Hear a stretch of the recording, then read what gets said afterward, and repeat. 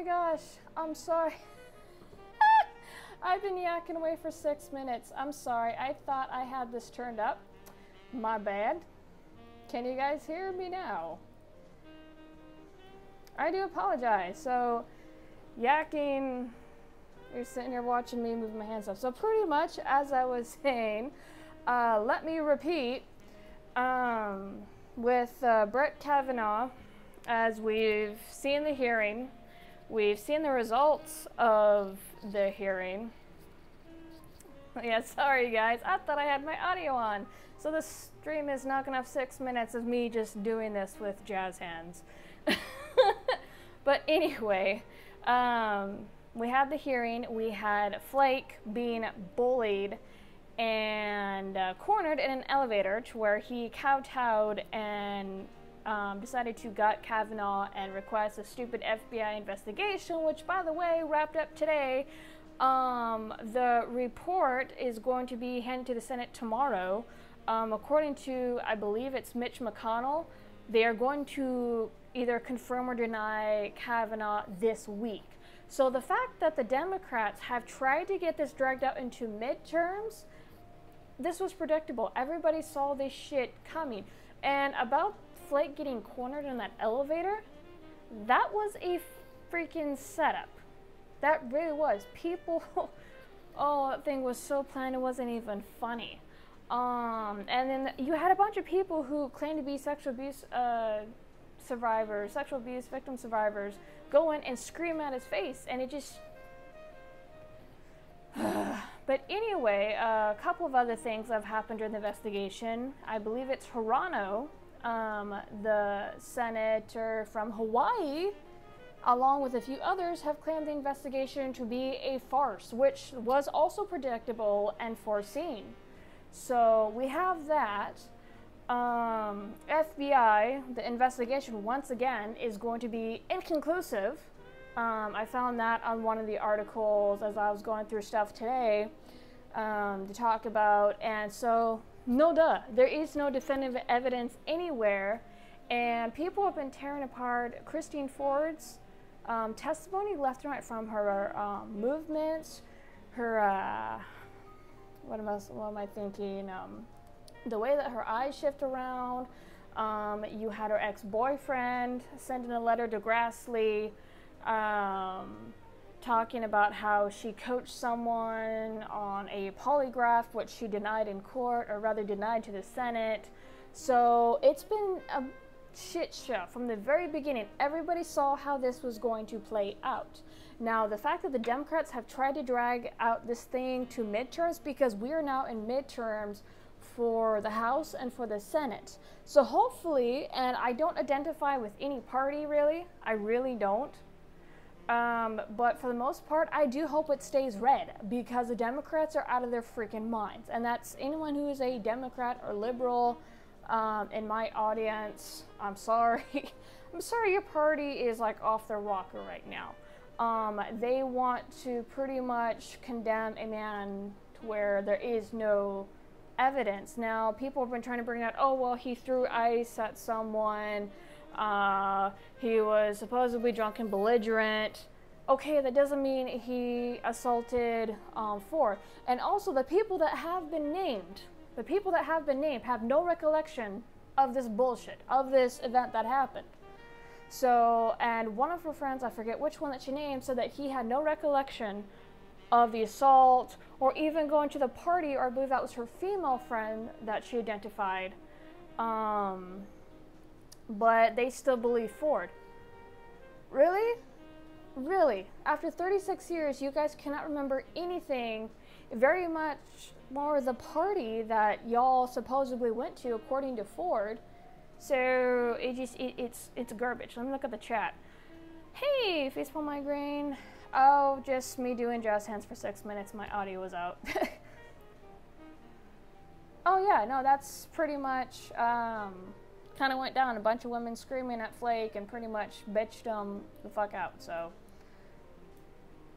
okay, but yeah, so now we are waiting on the confirmation, and I'm really hoping this circus comes to an end this week, because you have a man here who has been drugged through hell. When this all started with, because I mentioned this in my video, the response to the hearing. I mentioned this in my video that this all started with the Roe versus Wade shit, this big scare over it, because people were claiming that Kavanaugh was going to overthrow that and cripple women's rights to reproductive health, which I'm sorry, abortion isn't. I've already stated this. I've stated why. We're going to talk about abortion on this stream tonight, and I actually learned something because I had a few ladies debate with me. I actually learned something new the other night from my debate, and I want to talk about that because it does put a new spin in my mind on the abortion topic, which I do think is important. So we're going to be looking at that tonight. But yeah, like I said, with the Kavanaugh stuff, I really hope he is seated on the Supreme Court, and IG's Ford needs to go away. The fact that she was even part of this ploy is freaking disgusting. And people, all right, this was premeditated.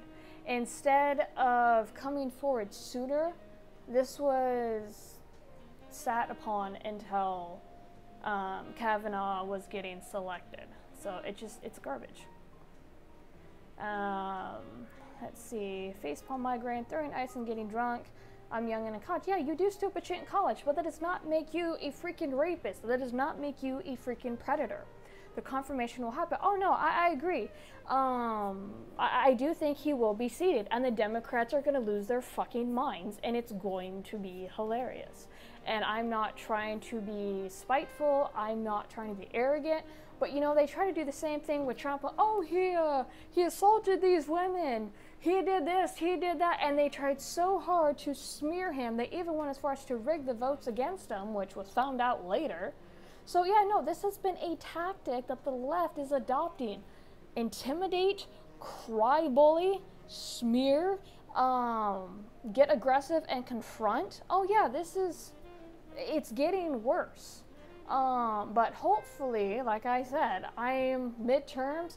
I am praying that House and the Senate stay freaking red, because we needed to, especially at a time like this. Let me see what else we got going on in the chat. Trying to get to work with us. Oh, I'm sorry, Andrew. You're still dealing with that. Uncle's not doing well. Might need ear surgery. I don't know. I keep getting fungal ear infections and ear pain. Oh, that doesn't sound good, Andrew. Hopefully you take it easy, okay? Facepalm migraine. Hopefully it opens some normie eyes. Switch side is acting like freaking snakes. And that is true. And I'm not saying that Republicans are completely innocent. I'm really not, because there is some dumb shit that happens and comes out from the right. Usually with the con of having a full Republican House or Red House, if you will, you do have some religious nuts that get into there, and we can segue a little bit from Kavanaugh into the abortion stuff, because Kavanaugh, I mean, pretty much at this point this week, I'm hoping this crap is done. I really, really am. So I don't think there's really much else to talk about. There's more stuff coming out. There's more letters. As I mentioned during the jazz hands thing, or when my audio is out, Grassley has been trying to get a hold of evidence. Supposedly, certain media outlets were giving the therapy session notes and the audio from Ford's quote-unquote session from 2012. In my video, in the response to the hearing, I mentioned that no therapist has been named. We don't even have notes, we don't have audio, we don't have Jack Daly squat. Grassley is wanting to get a hold of these things to look at them if the evidence is really there, but he keeps being denied it. And for those of you who don't remember who Grassley is, he's the chairman, one of the chairmen, him and Feinstein. So, and I believe, I don't know if this was heard, but also during this investigation, you have people, senators like Kavanaugh from Hawaii that's calling it a farce. There's been a couple people who have come and said, oh, well, you guys aren't doing this right. No, the FBI is looking at credible allegations. They're not going to look at every single one like you guys wanted, because a lot of them are freaking bullshit. I think all of them are bullshit, but they're going to look at the credible ones, and they have. So no, not everybody got interviewed. Not everybody needs to be freaking interviewed.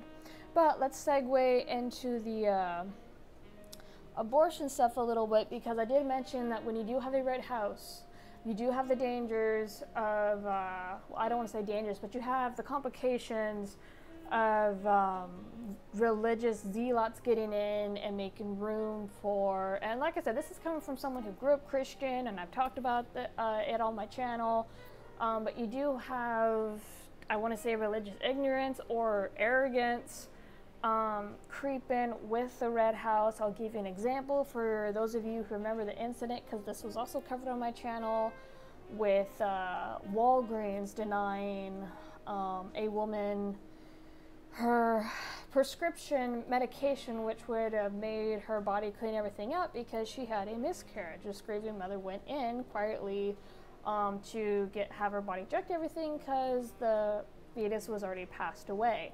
And because he didn't believe in abortion at all, he denied her her medication, so she sat there ashamed, embarrassed, in front of her 7-year-old son, no less, which has got to be freaking scarring. So that is the complication, and I do, like I said, I want to talk about my view on abortion, kind of clarify it. I want to look at some articles, because it was brought up. I was, like I said, debating with a few ladies last night, and I'm, for the most part, I am pro-life. I don't believe in abortion, really. Facepalm migraine, Julie Swetnick's interview was a shit show. I did not see it, but I did hear that it did come out that she has made false allegations before. Back 2000? I believe it was 2000. But...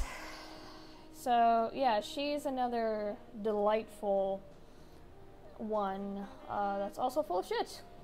So, but anyway, the debate I had with a couple ladies last night, we were talking about abortion, and one in particular said that they had a phobia of having kids, and that is a legitimate fear. A lot of women are scared to have kids. I'm scared to have kids. It's a big responsibility. You're creating another new life. You have to shape and mold that new little person from scratch, and that can be the most horrifying thing to a lot of people, including me. Not saying children are bad, that's not what I'm saying, but there are a lot of us who go, no, we're good.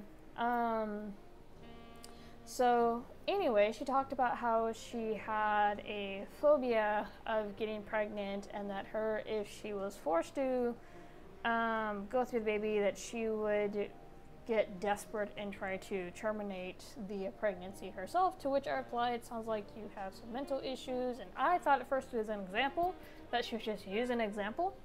So me and her talked, and then a few other ladies jumped in, and I gave the suggestion of getting sterilized. And for a woman to get sterilized, it is called a hysterectomy. Now, someone popped in, and she is a legitimate nurse. It's Faye Darkness or whatnot. I'll put her Twitter handle in the description a little bit later, but she is a nurse, and she hangs around a little bit of the IBS community, anti-SJW.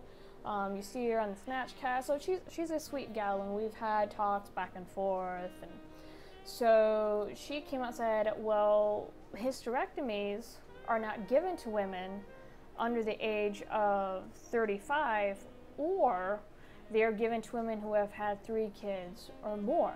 Now, I've gone further, and a disclaimer, I'm not a medical professional. I don't have any medical degree. This is just stuff, and I'll be pulling up the articles. This is just stuff I'm reading off the internet.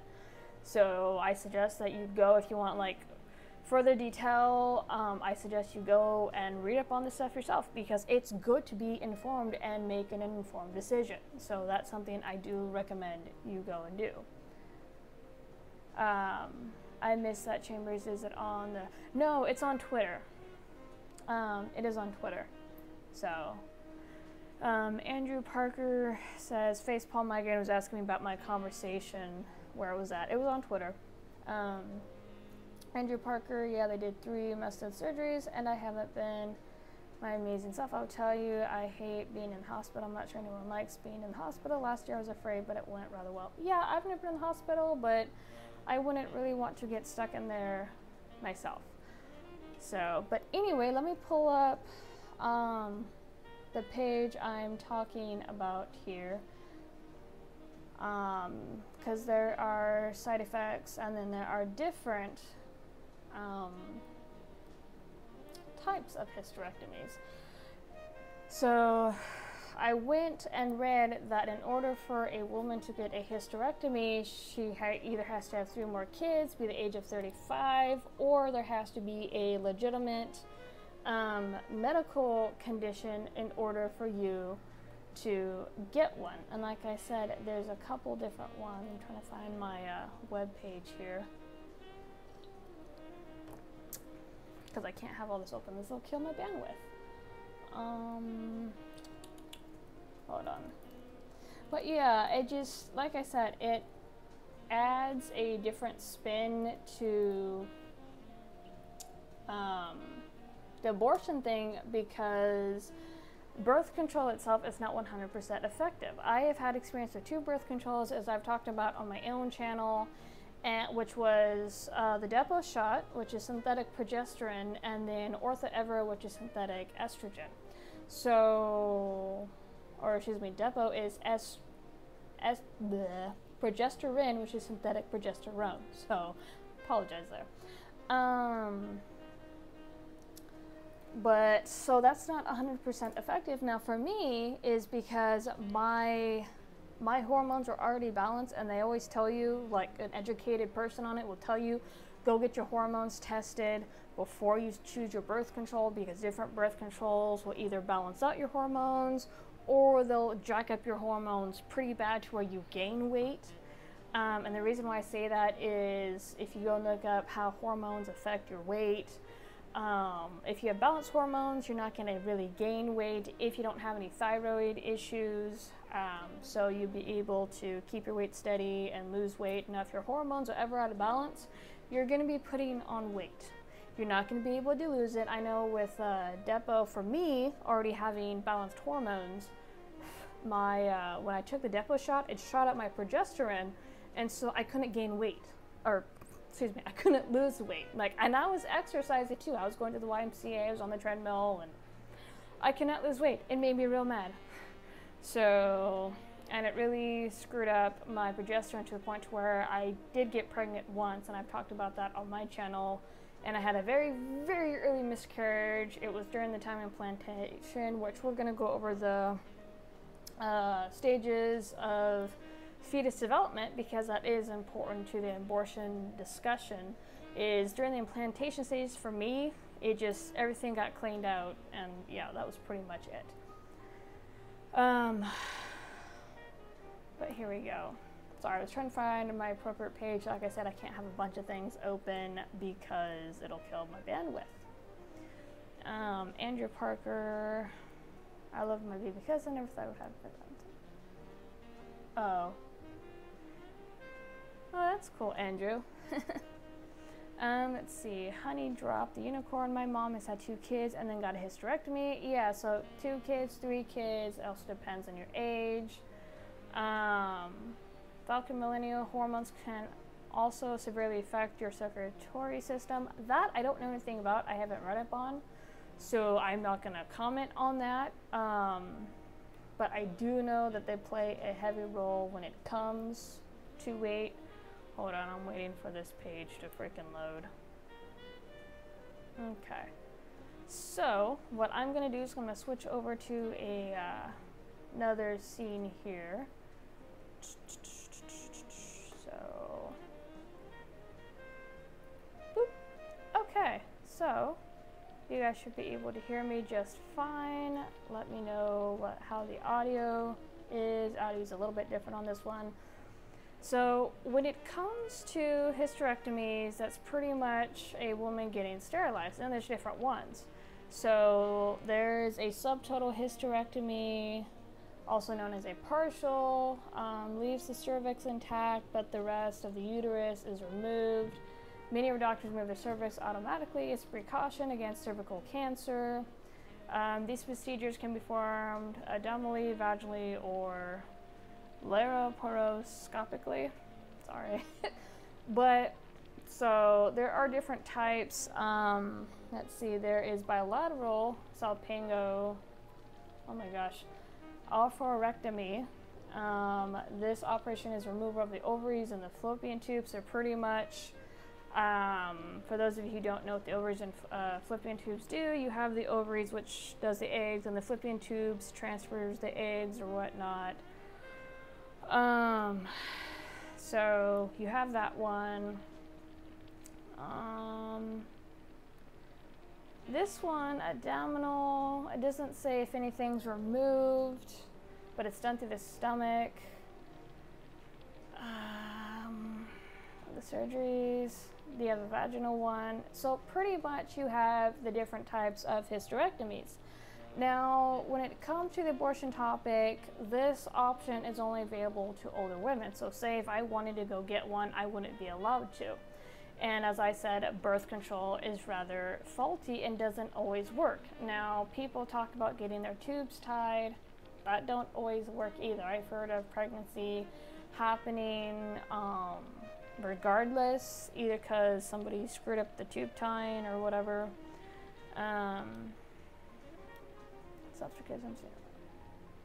But, so you have that, and the fact that that's restrictive, see, I don't necessarily agree, because birth control can really jack up your body, depending on the hormones. Like, for example, Depo, let me switch back over to the other scene here.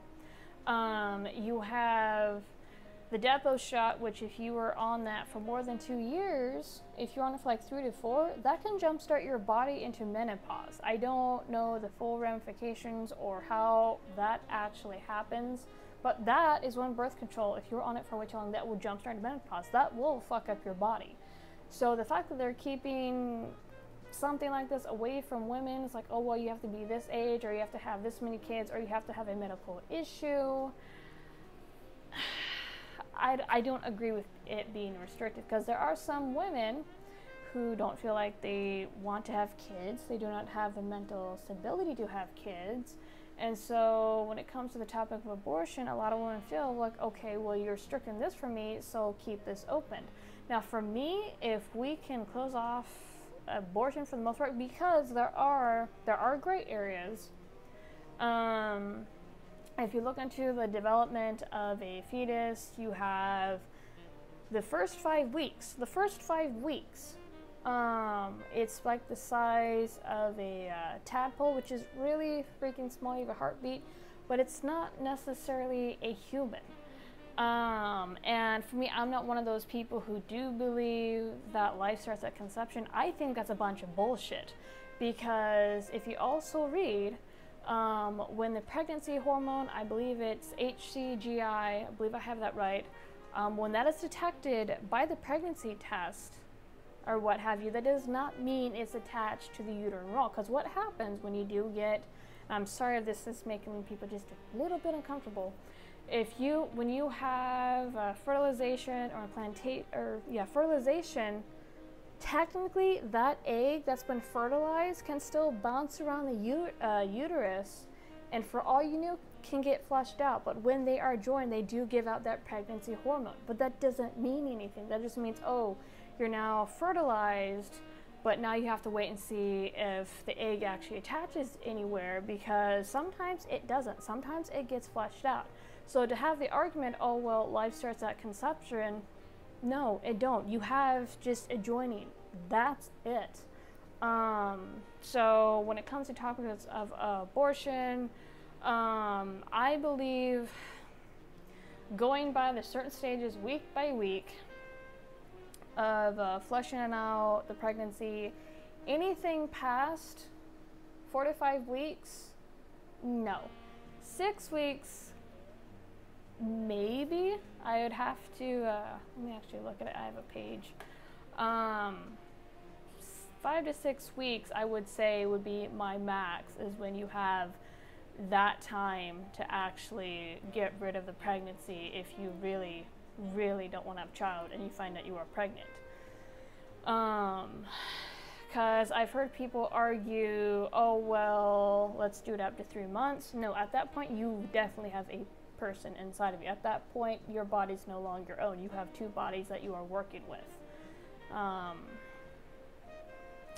But how this ties into the Kavanaugh stuff is because, like I said, the Roe versus Wade, they're scared that he's going to overthrow the abortion stuff altogether, which he's already said he wouldn't. It's been well into law. He's going to uphold the law. Go away. Let me see.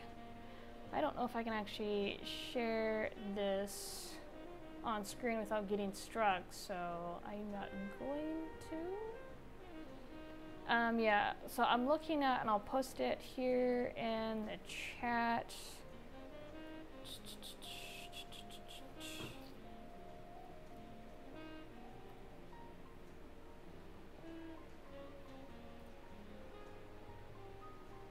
So what I just posted in the chat is a link to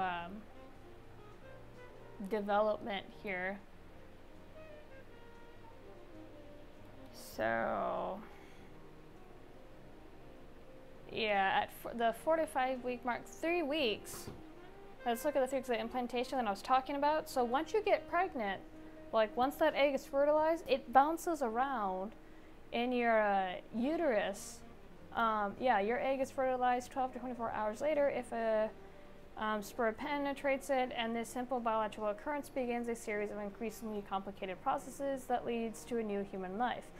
If all goes well over the next several days, the fertilized eggs will start dividing into multiple cells as it travels down the fallopian tube, enters your uterus, and starts to burrow into the uterine lining. So this is 2 weeks. So this is just cells coming together. That's it. There's no life here. Like I said, I do not believe in the life at or conception, at fertilization, at all. I used to until I started to really read up on this stuff. And it's very important to do so. It really is. As I said time and time again on my channel, don't let anybody spoon feed you. Look into this stuff yourself. Week 3 is implantation. This is when it burrows into your uterine wall, and some women spot when you do implantation, but this is week 3. Week 4, you just have an embryo. It's just, now it's burrowed in there, and you have the beginnings. You have a seed. That's it. There is no person. There's just, it's the cells continuing to come together. Week 5, you have a tadpole looking thing in there. And your baby's, the fetus is the size of a sesame seed. So at 5 weeks, this thing is about like really, really freaking tiny, and it's not even a human. So that's 5 weeks. And like I said, I'd show this, but I do not know if this would get struck. YouTube system is so broken right now. I posted the link in the description. I will post the link, or excuse me, posted the link in the live chat, and I will post a link in the description a bit later. So 5 weeks, you have the size of a sesame seed. It doesn't resemble human. It's more of a tadpole. 6 weeks, you have a nose, mouth, ears starting to take shape, and the intestines and brain are beginning to develop. So it's still not a person, but it's developing essential organs. 7 weeks, it's doubled in size, so it's gone from, it's the size of a blueberry. Size of a blueberry. 8 weeks, your baby started to move around, you won't feel the movement yet. Nerve cells are branching out, forming preventive neutral pathways. Breathing tubes now extend from his throat to developing lungs. Okay, so I said 5 to 6 weeks. Looking at this, 8 weeks. 7 to 8 weeks. If you are 7 to 8 weeks pregnant and you do not catch it, no. So that is where I stand on that. Anything after that, broken is an understatement. I guess I missed that, Falcon. What's broken is an understatement? What do you mean by that? But yeah, as you go further on down the line, development gets more and more severe, and you have more details come in. You have a little person now after the 8-week mark. So when it comes to the topic of abortion and whatnot, there are gray areas. Like you have, like I brought up with the Walgreens incident, she technically still had a baby in their fetus, but it passed away, and so she needed her body to abort it. That is a type of abortion that needs to be protected. Is when you have a miscarriage and you need to take medication to flush everything out, that needs to be protected. It's a very touchy topic because you have, oh, YouTube is broken. Oh yeah, no, it very much is. Very much is. So when you have women who argue, oh well, I should have access to abortion no matter what, I don't really agree. Another thing that was brought up was statistics, and there's three major ones for why women have an abortion: because they can't afford the child, they don't want to have a kid, or some other reason. There is very low percentiles of it being rape, incest, medical issues, and those are like in the 0.1, 0.2%. Otherwise than that, it is mostly used as a form of birth control, to which I do not agree. However, as I said, anything before 8 weeks, if you look at the development stages week by week, I don't have an issue with it. But after that 7 to 8 week mark, if you go and do that, yeah, I have a problem. I don't care. Now, there are certain circumstances that do need to be looked at.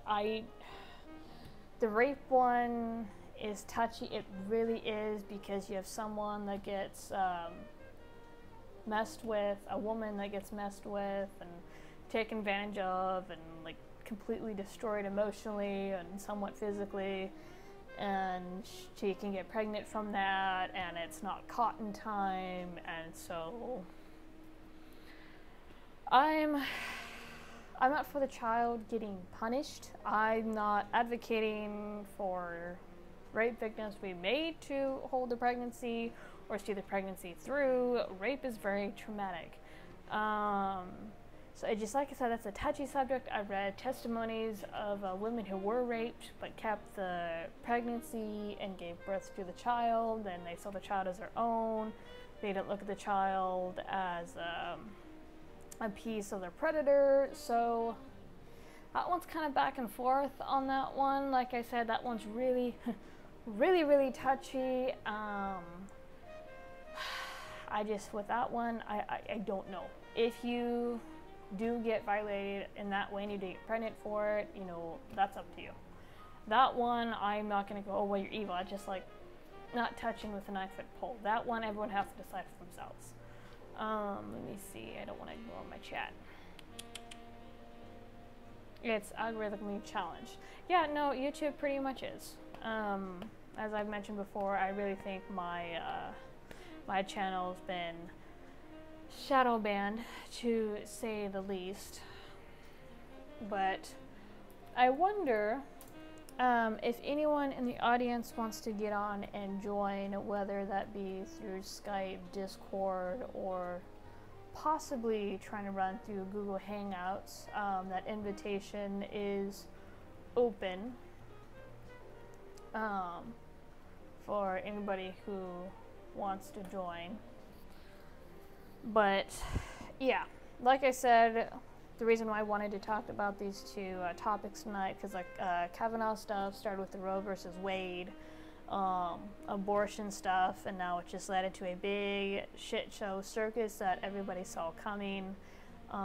Quite predictable. Just like I said, the topic of abortion is very, very tricky, very, very touchy, and you have to make an informed decision. With the Walgreens incident, I believe it was in Arizona, you had a pharmacist who didn't fall back on his education, like, at all. And pharmacists do have to learn a plethora of things, like from diseases, what type of medications there are, how much to give. I mean, they do have to go through some medical training. So with that guy, that's an example of not falling back on that education. I really do believe if we do have better education, if we do have more available options for women who do want to get sterilized, I do believe that hysterectomy should be available. The age should be lowered, because in my mind, if you have someone who has a phobia of getting pregnant and is willing to physically harm themselves if they do get pregnant due to a lack of options or restrictive measures, then yeah. Let me see, I got a notification.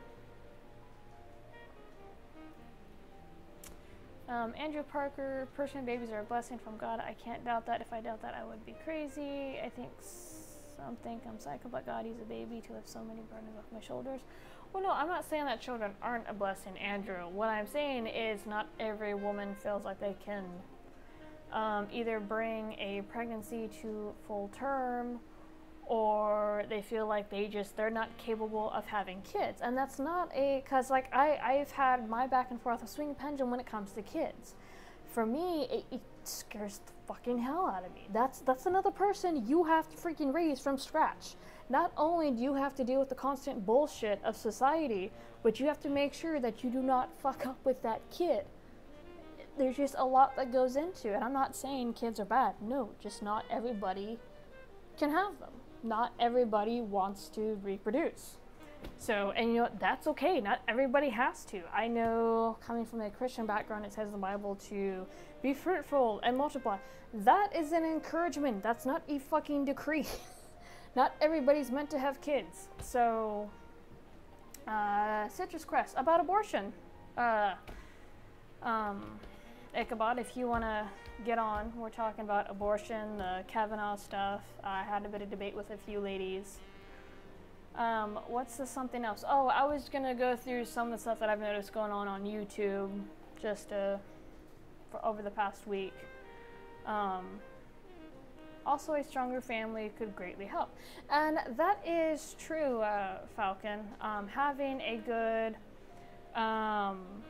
family, a strong family, can very much help. Make sure to have someone there to support you if you do pregnant, or if you do get pregnant, whether that be husband, mother, siblings. And not everybody has that to fall back on. I've heard stories of single parents who did it all on their own. They didn't have anybody else there. So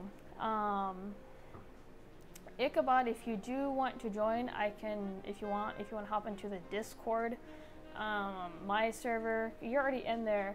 There's a room called Hallway. It's underneath the Fireside chat stream, so if you want to hop in there, if you want. Facepalm migraine. Kids test a family, they can make or break any relationship, and that is true. There are couples to where one spouse wants to have kids and the other does not. You have a lot of fights break out because each spouse has their own way of parenting. And something I talked about on my stream of my 5th anniversary for my wedding is that you have sometimes what happens is you have one spouse try to copy what their parents did with them, which doesn't always work, or they try to do the exact opposite as to not repeat what happened with their parents. So you do have that too, and that can cause a lot of stress. Let's see. Falcon Millennial, I'm 23. One day I want to get married and have kids. It scares the shit out of me, but still I want to do it. Yeah, and for those of you who are single, it is scarier for you guys now. because of the way that society has gone, how easily men can get destroyed, it has become much, much harder to find a decent man or a decent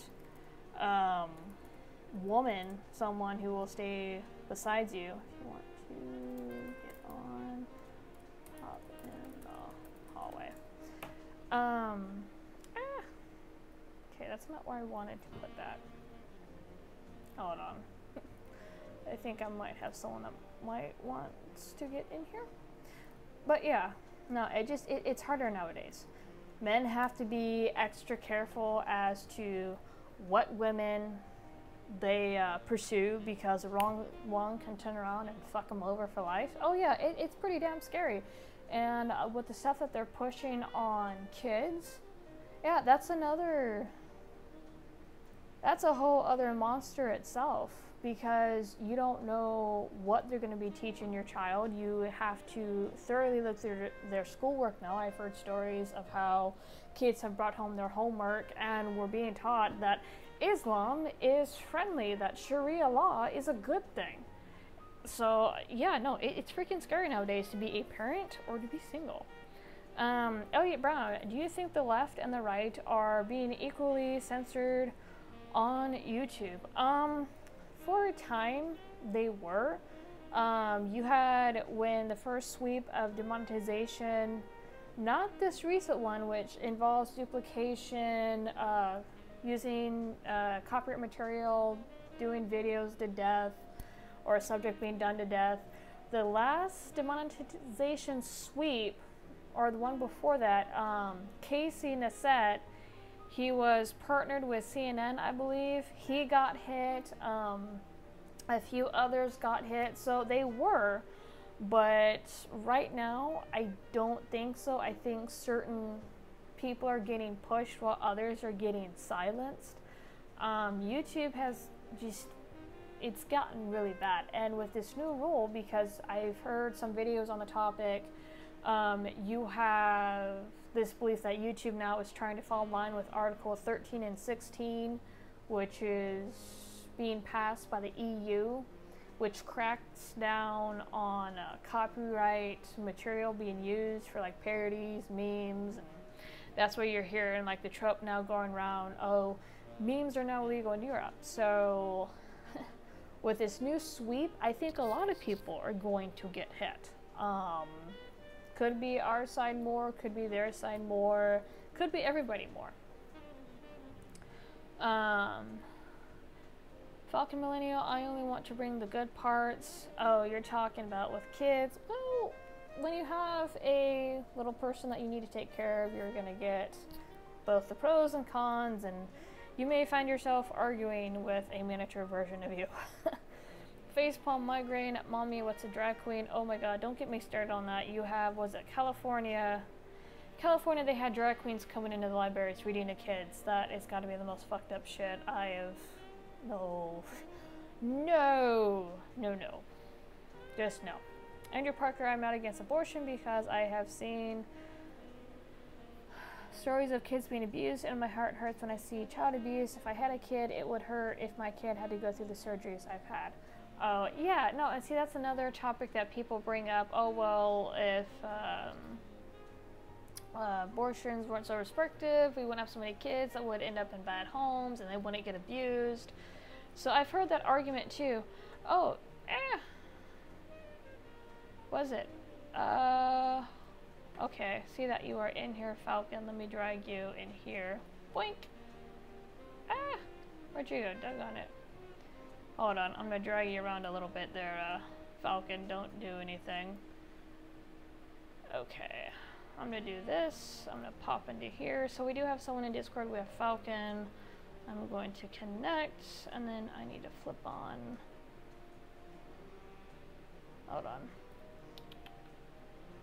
Oh no! Falcon went away. Okay. Hey Falcon, where did you go? Oh well. I guess he changed his mind. So, The only drag queens I like to listen to is Dolly Parton. That's mean. She's not a drag queen. Someone says free Teddy. Oh yes, queer kid stuff.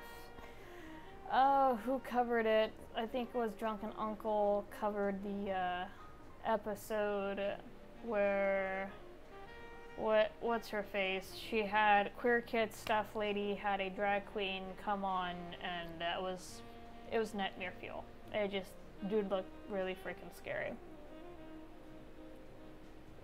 Falcon, were you trying to get in? I guess not. Anyway, and then Ichabod, I don't know if he was trying to get in either. You guys are silly.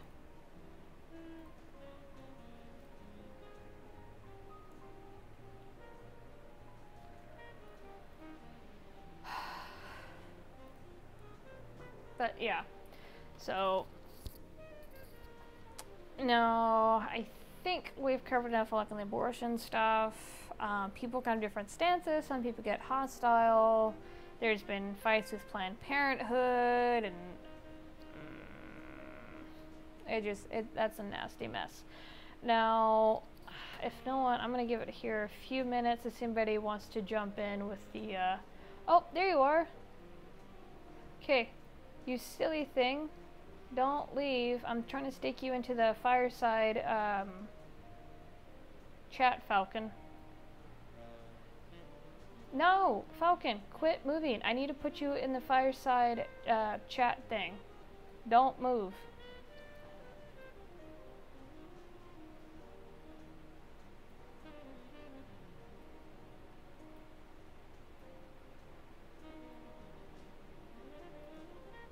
Okay, can you hear me? Falcon. Can you hear me now? Yeah, I can hear you. Yeah, you kept moving around. It's like, no, stay put. I need to move you into the right room. Okay. Well, the phone's going nuts. Apparently sharpening a bayonet and then listening to something through a Bluetooth device is not a good idea to do at the same time. Ah. So, you jumped in here. What are your thoughts on what we've talked about so far tonight?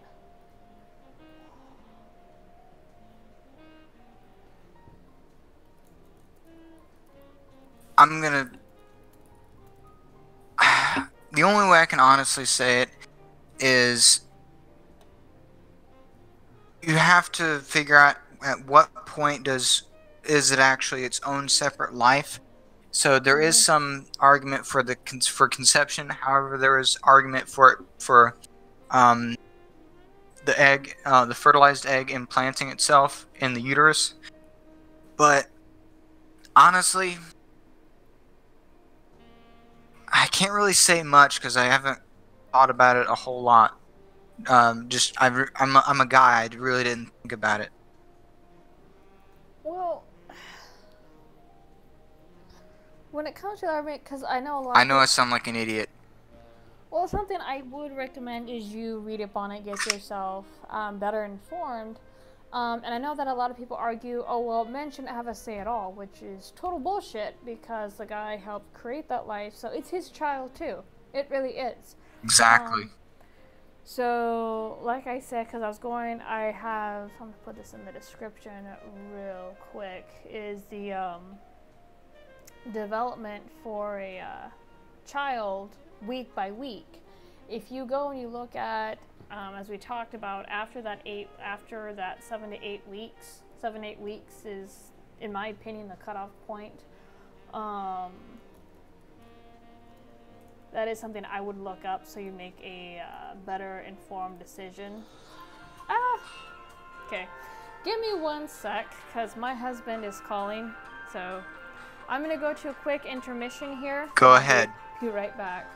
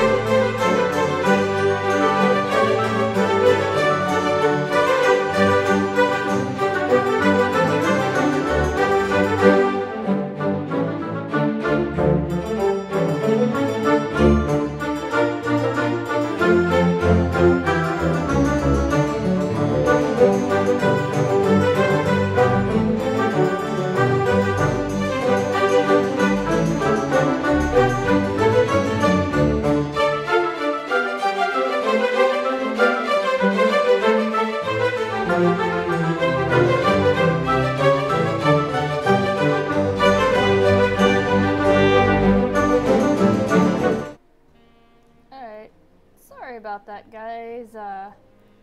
Hubby called, and so he's on the road. Alright, Falcon, you still there? I don't know, I think he went AFK on me. Anyway.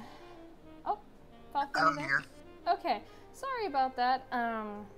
Hubby's on the road or whatever, so when he calls, it's hard to... Alright. But anyway, I understand, and not only that, but you're his wife, so talk to him, please. Oh, see ya, Facepalm. It was nice seeing you around. He had to leave. But yeah, so as getting back to the thing, sorry if the intermission was a little bit long. As I was saying, for you, and this does count for every guy and even women, it's best to make a informed decision about abortion and where your rights should stand on that. Because like I said, I do believe that if you create a life together, both man and woman have a say. That's just how it is. I'm sorry, it's not, it takes two to tango, not just one.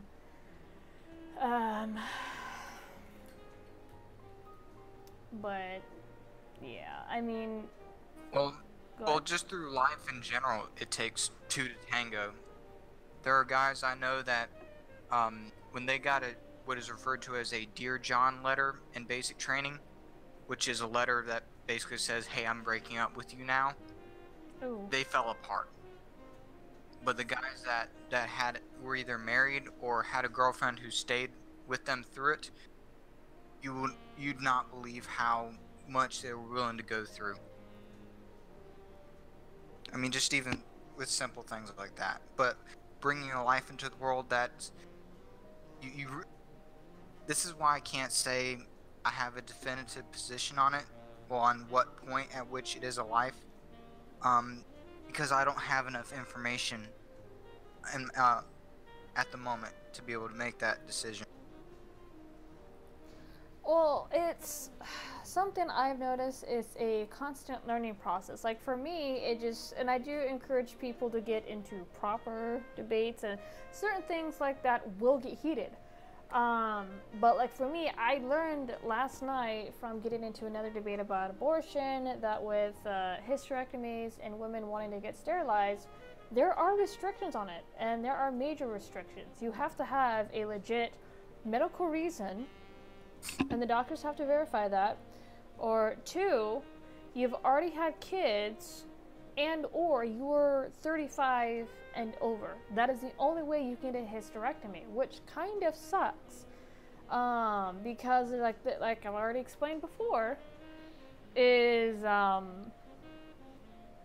not every woman feels like they can handle a child. So, and that is a lot of hoops to jump through. And I know for men, it's different because people have talked about, oh, well, men can get a vasectomy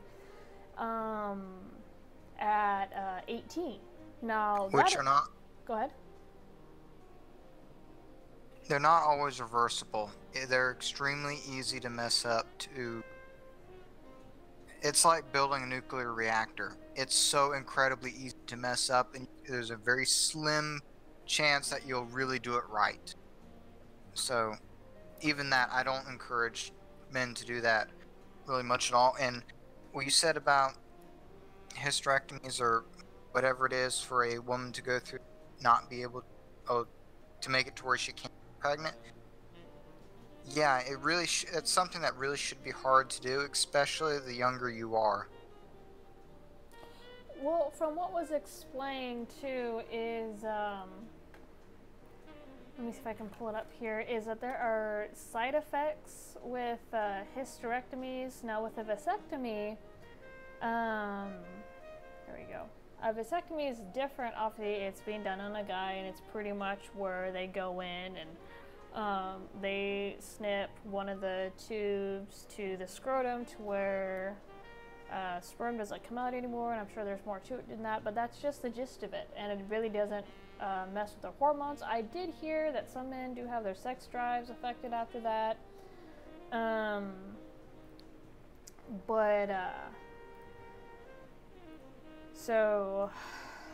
but when it comes to a hysterectomy, and I'm pulling up a page right now of the side effects, and this does not have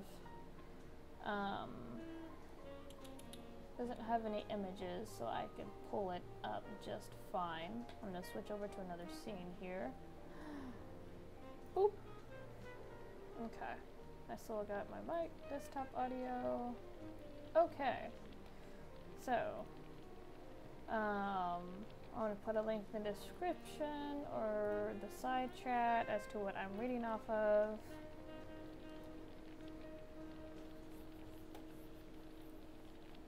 So, but yeah, your body after hysterectomy. This is by everydayhealth.com. and it goes through the different hysterectomies, which we already covered, which is vaginal, with the uterus taken out through the vagina, the laparoscopic, supracervical hysterectomy. 3 to 4 incisions are made in the abdomen. So this page lists what type of hysterectomies there are. Okay, so let's go down to the symptoms. What are the risks for complications? And this is another reason why it's on such restrictive measures. While most women don't have health problems during or after the surgery, risks may include injury to nearby organs. Our ovaries are right next to our kidneys. The fallopian tubes, I forget what they're next to. But yeah, it's pretty much compact in there. Anesthesia problems such as breathing, our heart problems, blood clots in the legs or lungs. You have infection, you have heavy bleeding. Early menopause, if the ovaries are removed, which, oh, yikes. Pain during intercourse. So that's just a couple of the side effects. As was explained to me last night, it can really mess up your hormones. Let me see if I can find a different page here that goes more in the depth. But I can understand restricting something that has so many side effects, but at the same time we have a lot of medical practices that are even more, in my opinion, more dangerous. We have more procedures that are far more complicated and far more risky than a hysterectomy. Let's see, let's go by WebMD. That's a... Well, and while you're looking that up, when you said as far as risk, there's procedures that are a lot more risky. When I was in the hospital and only for a little while, crap. Huh? If I can actually get it back on. I unplugged the wrong wire by accident. Oh, don't do that. Can you hear me? Yeah, Okay. I can hear you. I unplugged the wrong wire by accident. But when I was in the hospital and I really wasn't there, it was apparently at one point, my eyes were open, but nobody was home. They were basically a half an inch away from drilling holes in my head to relieve pressure from intracranial bleeding. But even with that, which is as simple as it comes to brain surgery, is still pretty risky. Like, one little small wrong move in any way, and I'm the guy sitting in the corner with a diaper on 24 hours a day that can't talk or move or do anything for the rest of my life. But any surgery that has organs nearby, well, the organs are right there, but any nearby organs are immediately affected. Yeah, and that is a major risk too. It's just, I wish this stuff wasn't so complicated. I've heard the argument before as well, is that there are, like I said, some religious nuts to where they believe that birth control should not be accessible at all, and I'm not making this up. A lot of people do not believe in birth control, which I think is utterly stupid. And they use the Bible to say, That sounds like the Catholics. Oh, dude. Oh, sorry for interrupting. No, you're fine. God, there are so many issues with the Catholics, it's not even funny. I mean, as much as people like to dog on the Christians, because Catholics are a whole nother branch. And the branch that I grew up with, that I'm associated with, is called Pentecostal, or aka Holy Roller. But it's that religious craziness that pops in because they say, oh, well, God says be fruitful and multiply. Okay, that doesn't mean I have to have kids. I still should have control when I want to have a child, thank you, and whether or not I feel it's best in my best interest to even have a child. And if it's good for society for me to have a kid. hold on, I'm trying to find. I'm still looking at side effects. Go ahead. Just as a funny point to what you said, and especially about the Catholics, have you seen Monty Python Meaning of Life, the medical experiments scene? No, I haven't. Why? You ought to look it up. It makes sense when you think about the Catholic Church and not liking contraceptives, especially condoms.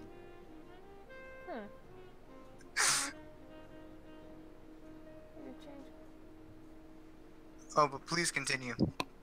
You're fine. Let's see. I found.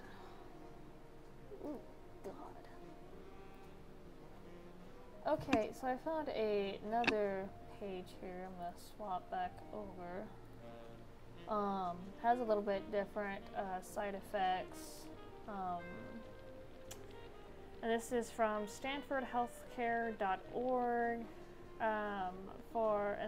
For women who have not reached menopause, menstruation will no longer occur, nor will pregnancy be possible after hysterectomy. After ovary removal, estrogen levels will decline. It may lead to early menopause symptoms. Hysterectomy does not affect libido or sexual pleasure. See, that one to me doesn't make sense, because if it's talking about estrogen levels declining, which, by the way, if that unbalances your hormones, that can make you gain weight or keep weight, and that can also kill your libido. So that doesn't necessarily make sense to me at all. That one right there. Hysterectomy, like all surgical, I cannot read. Surgical procedures involve some risk. Let's see. These are blood loss and the risk of a blood transfusion. And for those of you who do not know what a blood transfusion is, it's pretty much where they flush all your old blood out of your body, and they pretty much pump new blood in. I've heard it's actually quite scary.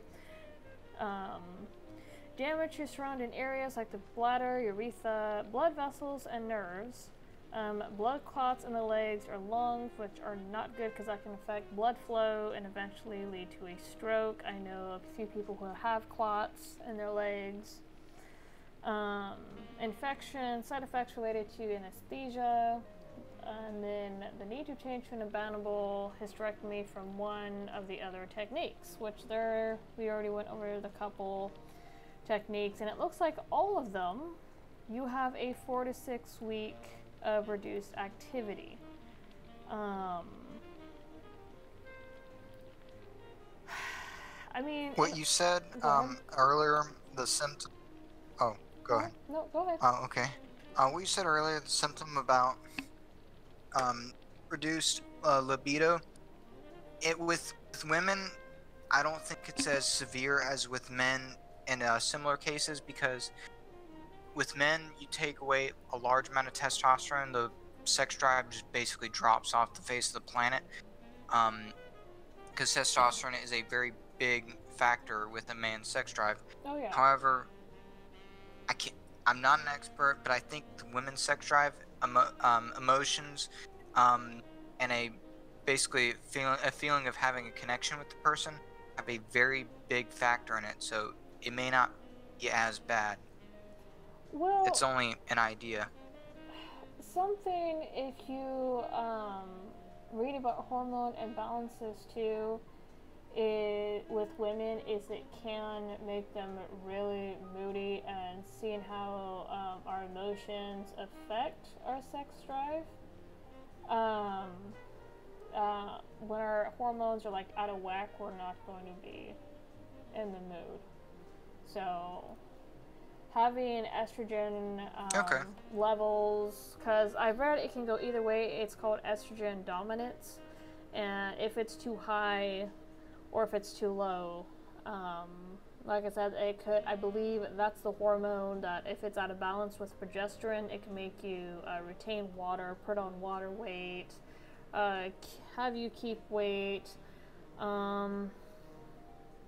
I know progesterone is what helps women keep their hair So I don't think estrogen affects hair loss or hair growth, but yeah, anytime you have unbalanced hormones, especially with a woman, it's going to be a libido killer.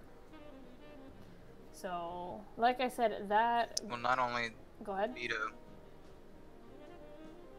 Oh, not only the libido, but it's going to throw, mentally speaking, everything out of whack. Oh yeah, the depression will set in, emotional instability, depending on how bad it gets. So you do have those complications, and that's why it didn't make sense to me when it said, oh well, it declines estrogen, but it won't kill libido or your sex drive. And it's just like, well, that may be true if the woman already has estrogen as the dominant hormone, and that brings down the hormone to balance them. But if the hormones are already balanced, from what I read, is that's going to cause an imbalance. Like I said, I'm not a doctor, I'm not a gynecologist, I have no medical degree. This is just stuff that I've read up on and looked into for myself, and I do encourage others to do the same. Get informed yourselves. There's a lot to read up on. But yeah, so that just like, that don't make any sense to me. But yeah. So that's the abortion stuff. If you want, we can talk about some of the stuff that's been going on with YouTube, just some of the stuff that I've seen, or some of the stuff that you've seen. I don't know, have you been around YouTube much during the past week, or Twitter, or... I really haven't, but whatever you want to talk about, I mean, since February, I've really done a whole lot around YouTube, really looked around much, but obviously there has been a lot of change. Yeah, YouTube changed their policy again, and there is currently right now another sweep of demonetization. Some of their rules include duplicating videos. So say if, and I haven't been hit yet, and over the past few months I've been scrubbing my channel of certain videos that I thought were crap or were going to get me a mark for sure. They talk about duplicating videos, and that means if you have a video uploaded on this channel and then also this channel, they're gonna attack one of the channels. And I don't know if that's gonna hurt collabs, because when people do collabs, for the most part, you have both channels who participate in the collab mirror that video on their channel. Like with me, I've done a collab with Count Dibula and Magog of Morscar. He has the videos on his channel, and then I also have the collab videos on my channel. So I don't know if that's going to hurt or affect anything in regards to our channels. I hope not, because I don't have a whole lot of collabs on my channel itself, and that could really kill collabs in the future. I don't think collabs aren't that popular so much anymore when it comes to the anti-SJW community, but that could also strike other communities like the ranting, commentary community, gaming community. That can affect a lot of people. Another thing that they're cracking down on is videos being done to death. So I guess if you see the same video being commented on, I'm going to say I think that's what that means. I could be wrong. Let me see if I could pull up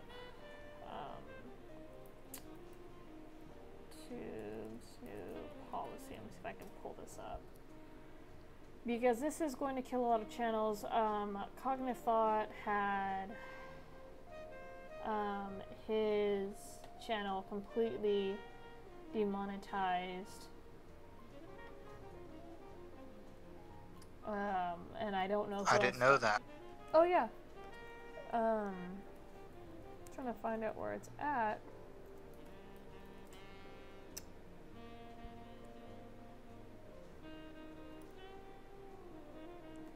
Because somebody just went over it in a stream talking about it. There's been a couple streams on it.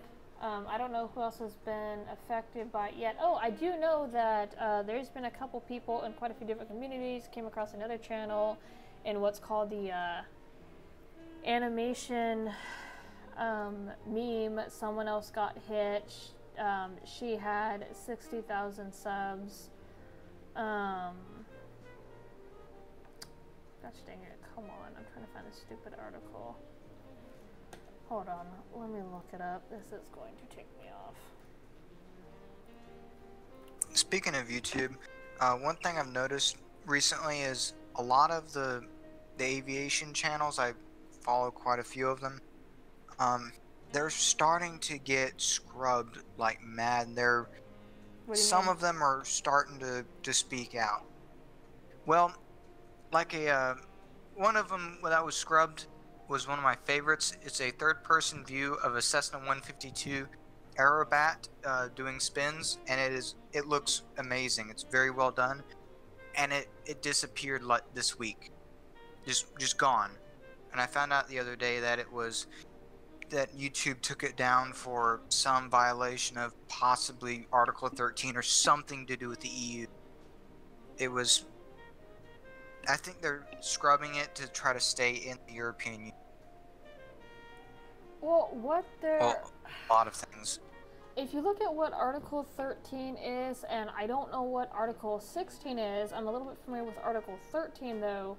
Article 13 is cracking down on copyright material being used, whether it be music, images, photos, what have you, and they're making it very hard for other people to use them. Now, I'm all for derivative works, I'm for parody, I'm for educational purposes, and that sort of thing.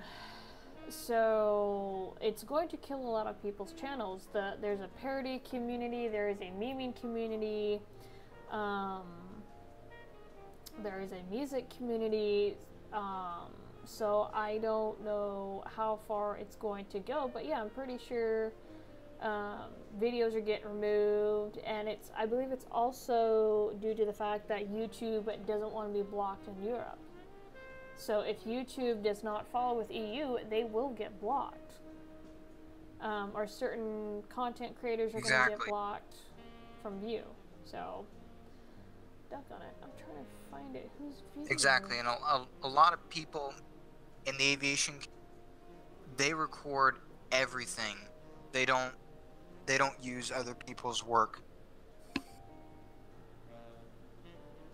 And you said it's the deviation community? Like, what exactly do they do? Oh, aviation, airplanes. Oh. The guys like Aviation 101, Trent Palmer, a few other guys, they're starting to get real worried. Well, why? Okay, but why would YouTube be scrubbing their videos if these are home recorded videos? I don't understand. I have no idea either. That's why it doesn't make any sense to me. Because these guys, they don't swear. They don't show anything illegal.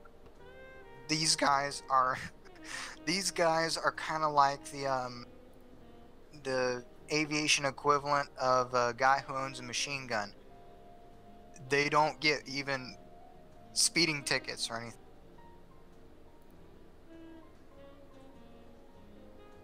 Yeah, I think YouTube, Google is just scared of the European Union. But yeah, that's enough of a tangent. No, you're fine. It's just YouTube system has been busted for so long. Oh, he said, Tris, why don't you pull them and then re-upload with the special mirrors upload title card? Because the audio can get tagged to Citrus. I believe the audio can also get flagged because you have bots cracking down on the audio now. Whether it be royalty music, what people say, and I spoke about this I think on Twitter, is sometimes the studios are even trying to claim the freaking royalty-free music on YouTube. I had which a few streams back, some studio tried to come out and claim the piano music I got from the Creators Library, which is Moonlight Sonata by Beethoven. And I filed a dispute, and I just went, yeah, no, you don't get to have that. That's royalty free. Thank you. Let's see. And then Ziegel, the EU can't die fast enough. Well, I don't even know how that crap came to be, but from what I've read up on it, it's near impossible to get out of it. The UK is still trying to get out of it. There's been deals made, I guess, and Theresa May has pretty much fucked over that entire country from getting out of it. There's open borders, too. Any country that is a part of the EU over there, there's open borders, which is really freaking scary. It explains why so many countries that are a part of it have gone to hell. And I don't know. Such as because, I mean, I have an idea, but I don't know how it works. Hold on, let me finish this live chat thingy here. I don't know how to work when you do collabs from now on, do them with no music, and then have each creator pick a track to use. Oh, okay. So you're talking about, in a way, blending the audio so it's not necessarily picked up. That's not a bad idea. I don't know if different imagery would also needed to be used because they're also looking at the imagery being used in the video.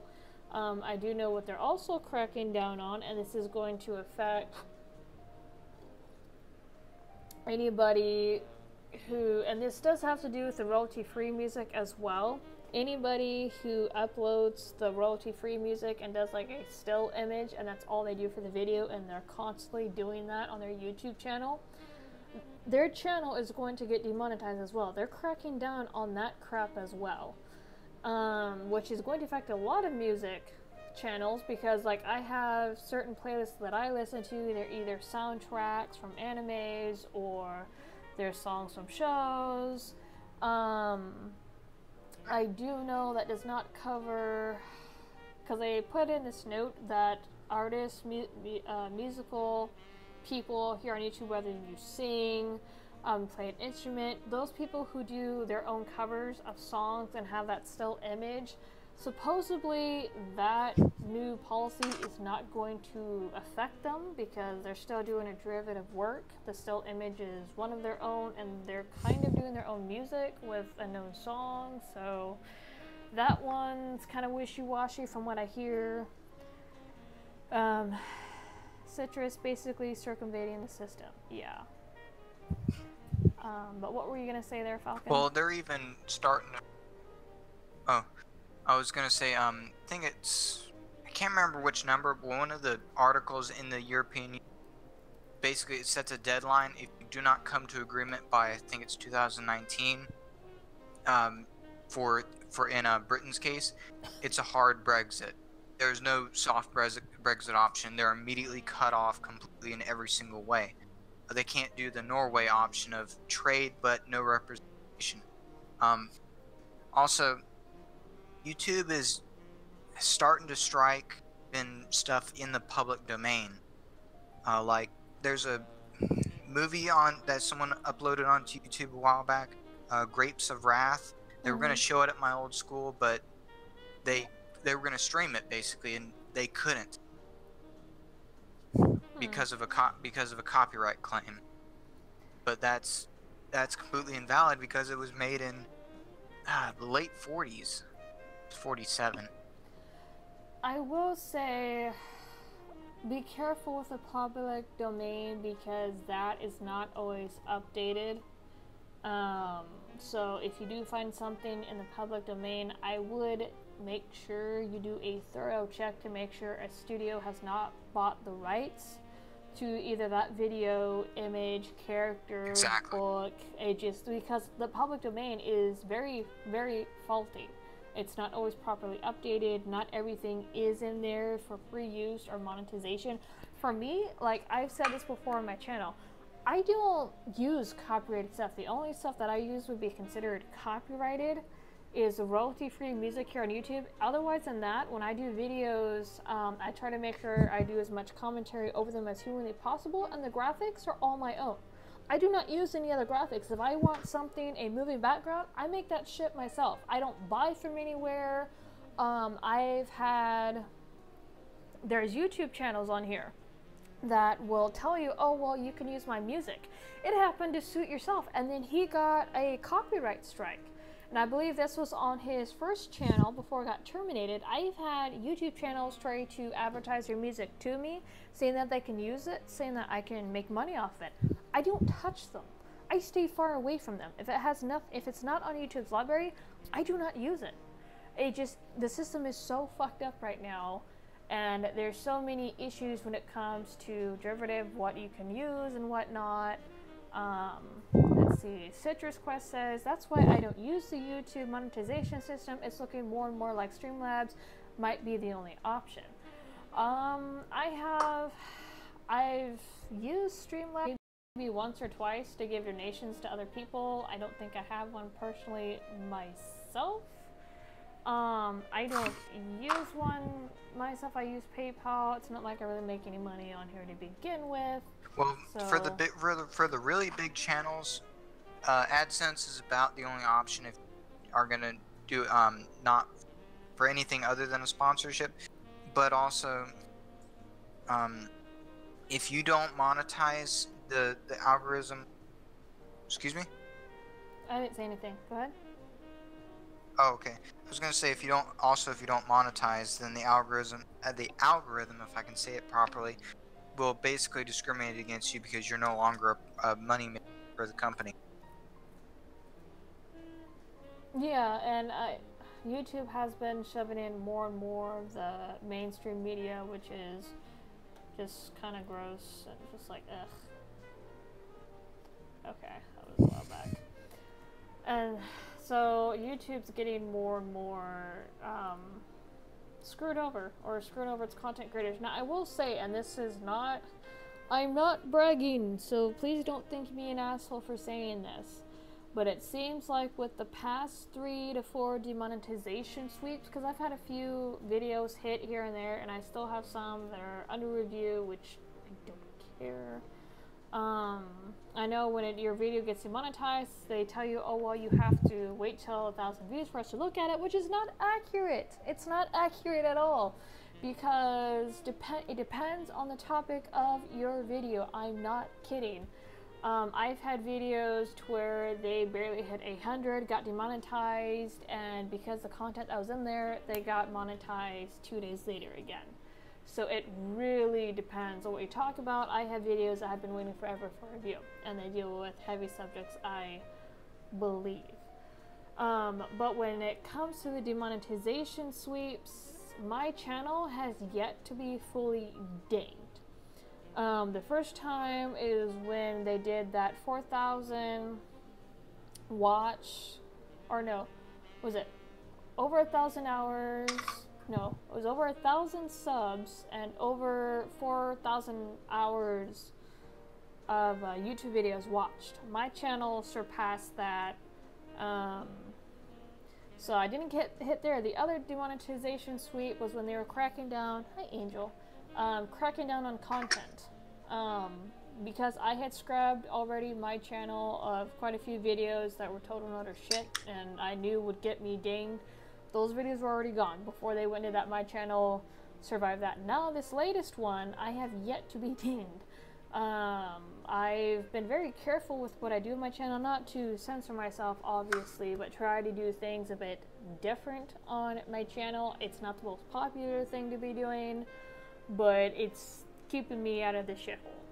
Like I said, I don't make money as it is on here. I really don't. I kind of do this for fun, kind of not.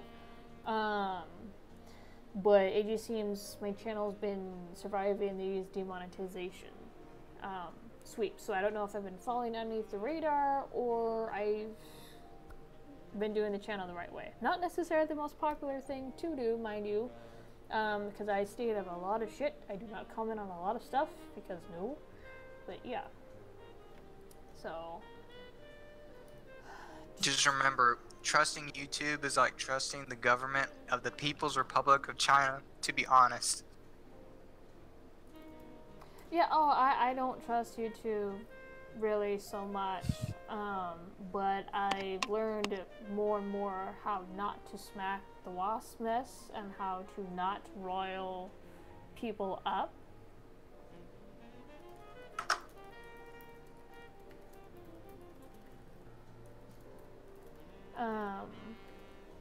So it just, I don't know what YouTube's gonna look like at the end of the year.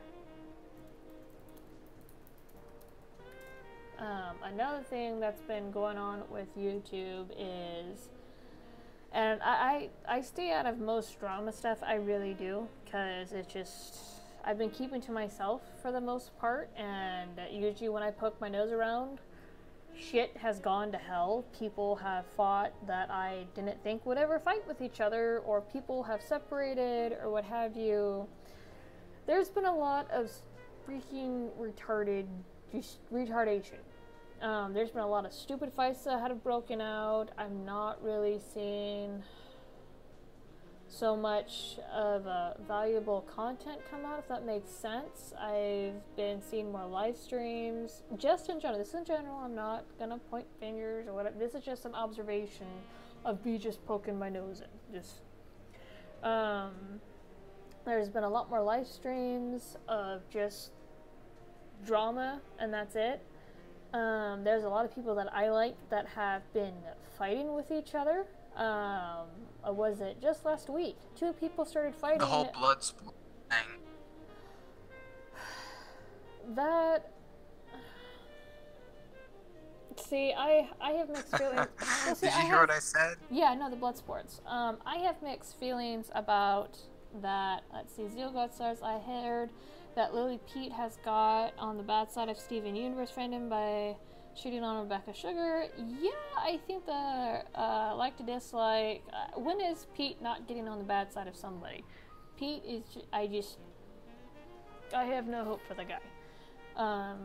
But I started watching that particular video and it just went, yeah, no, bye bye. But anyway, with the IBS stuff. I have mixed feelings on it because when it first started, it actually helped me resolve some of the issues that I was having with people, like with Joy, Geek Zulu. I think there was someone else. I was with Sinatra Says, and a few other people. So in the past, it has actually helped me rectify some stuff that I've done and help me squash bullshit with people that either got started by me or I was a part of making the situation worse. And then it just kind of spiraled. Like, I don't have any issues with Tonka Saw, Vant Failure. I don't have any issues with any of those people. I haven't spoken to them in a while, but I still like them. I just... but with IBS, because I have noticed that their audience, I don't want to say it's cut in half, but I do want to say that they have lost a large chunk of their audience from what I've seen. When it first started out, you had Metacrew pop in, you had a lot more of the bigger YouTubers pop in, and that brought in views. Kumite used to bring in like 1,000 views, and I used to catch it quite a bit when it was first new, first fresh, and I even did a video on it advertising a couple of the people who do an IBS. Like you had Backyard Blood Sports, you had the Kumite, Andy Worski was doing his own version of IBS. Let's see. Citrus Crest says it's an entirely I never different could beast. get into it. Oh no, you're fine. Go ahead. Oh, I was about to say something. I started to say something that you read his comment. He said, you just put in there, a lot of people got disinterested, to be fair. I hang out on the morning decay these days. I don't wake up early. And I understand it rapidly gets... Go ahead. Oh. No, go ahead. The internet blood sports, Kumite, all that gets very quick gets old. 'Cause you can only listen to two people yell at each other for so long.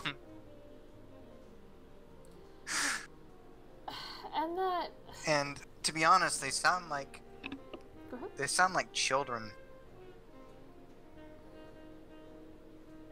And that is true. I do know that Tonka has moved away from allowing whatever fights, because it used to be to where you can go on there, and book a fight and hash things out. And I will say, before the Kumite came along, and this is before their channel got hacked, the Cunt Stream, which is hosted by Schmeckel and a few others, was, in my opinion, the original, if we really want to look at it, in my opinion, the original IBS crowd, because he was doing it. I had a couple fights on the Cunt Stream with people, and before the Kumite, he used to get those types of views. Now, when the Kumite came along, the Cunt Stream I saw die. Like, it. And I have nothing. I like Schmeckel. I've done some art from. I like Samaj. Like I said, the stuff that I'm talking about, I really don't have any issues with the people that are mentioned here. But this is just my observation. But I did see when the Kumite really blasted off, I saw the Cunt Stream pretty much die at that point in regards to that department. And then you had Jim that would pop in and out of the Kumite. You would have No BS on there sometimes.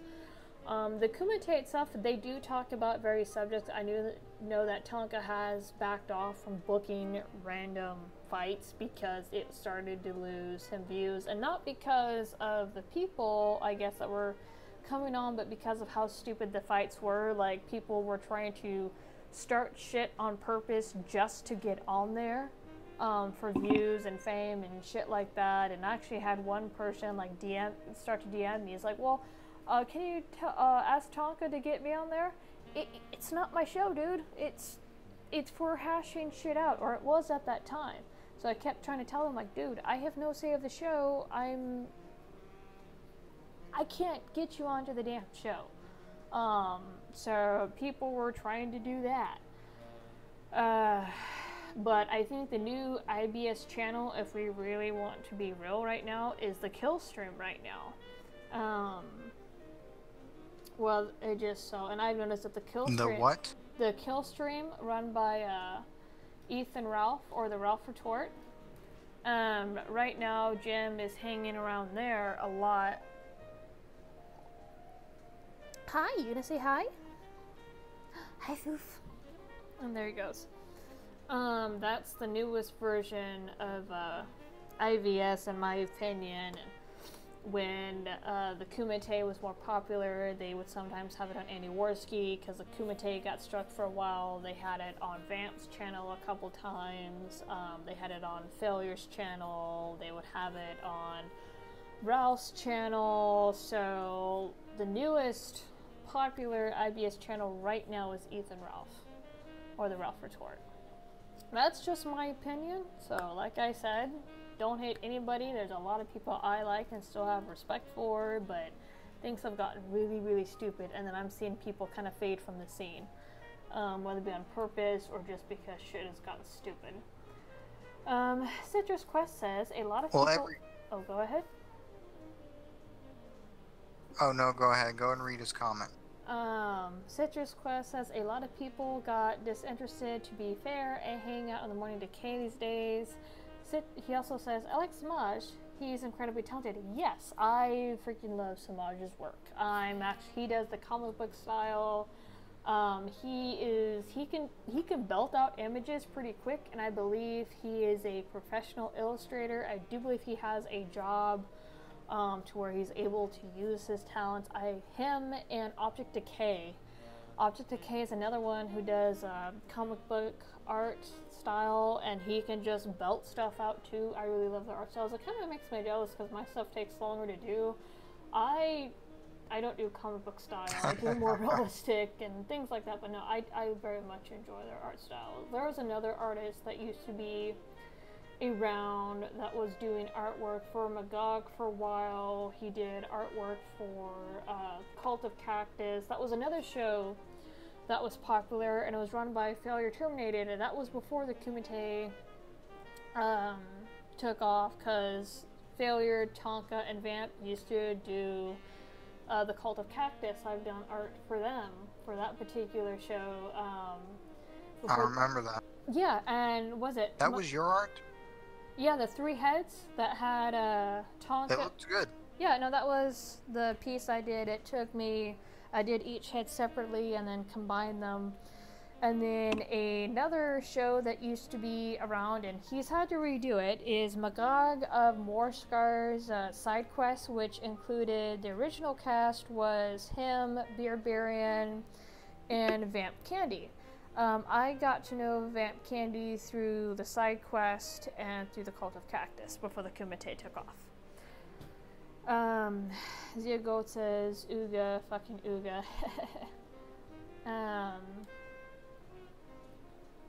Let's see, Citra says, yeah, that's the Morning Decay. Tabby, Wessa, my artist is pretty god dang good too. I haven't seen her art, I'm not familiar with who she is. Zia Goat, the Morning Squad. Oh, I think you mean Squad. The Morning Squad is getting popular. Yeah,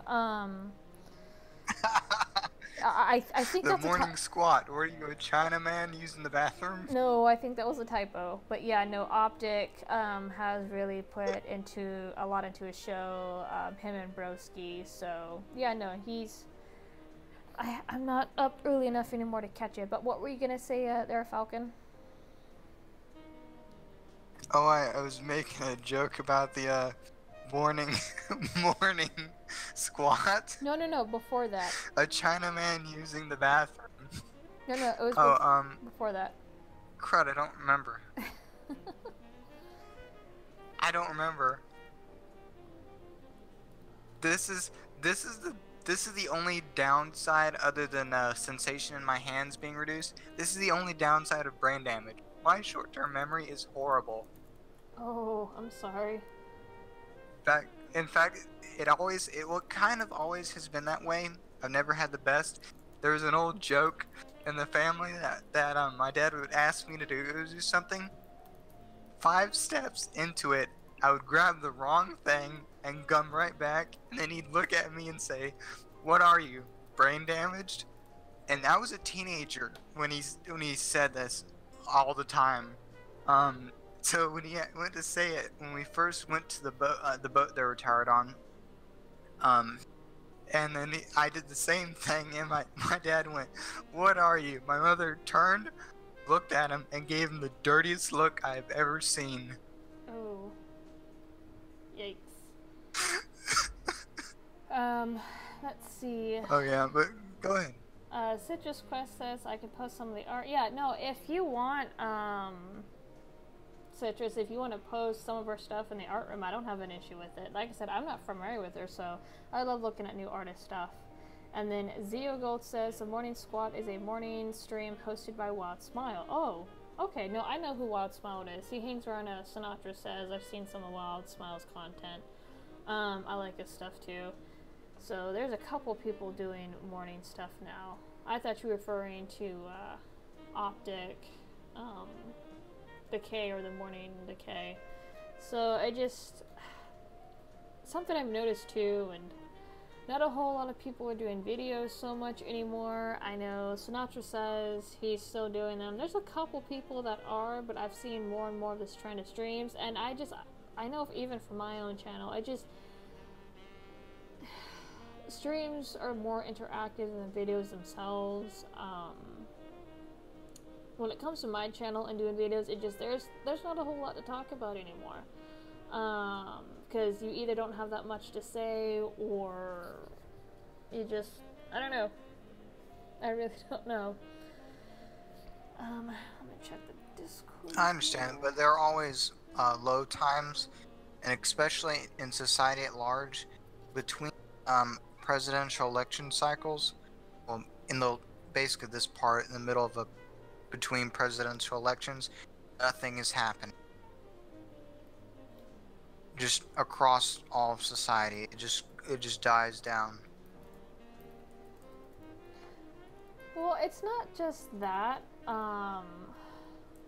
Something that people have talked about too, and I've mentioned this on my own channel, is that especially with the anti-HIW community and making video after video on feminism, the stupid white supremacy crap, the white privilege nonsense, you end up regurgitating the same message over and over. I've moved away from political videos because it's just, you repeat the same shit. It's new people, same message. That's it.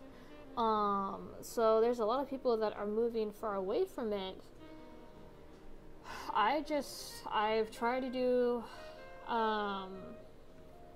more political videos in the past, but I've ended up rage quitting because it's just like, okay, I don't have enough steam for this. I don't have enough tolerance for this anymore. I really don't. And sticking your head constantly, it's fucking depressing. It really is, because it's just like, oh my god, these people are just delusional, and it's like talking to a brick wall. It really is. So yeah, it can be at times.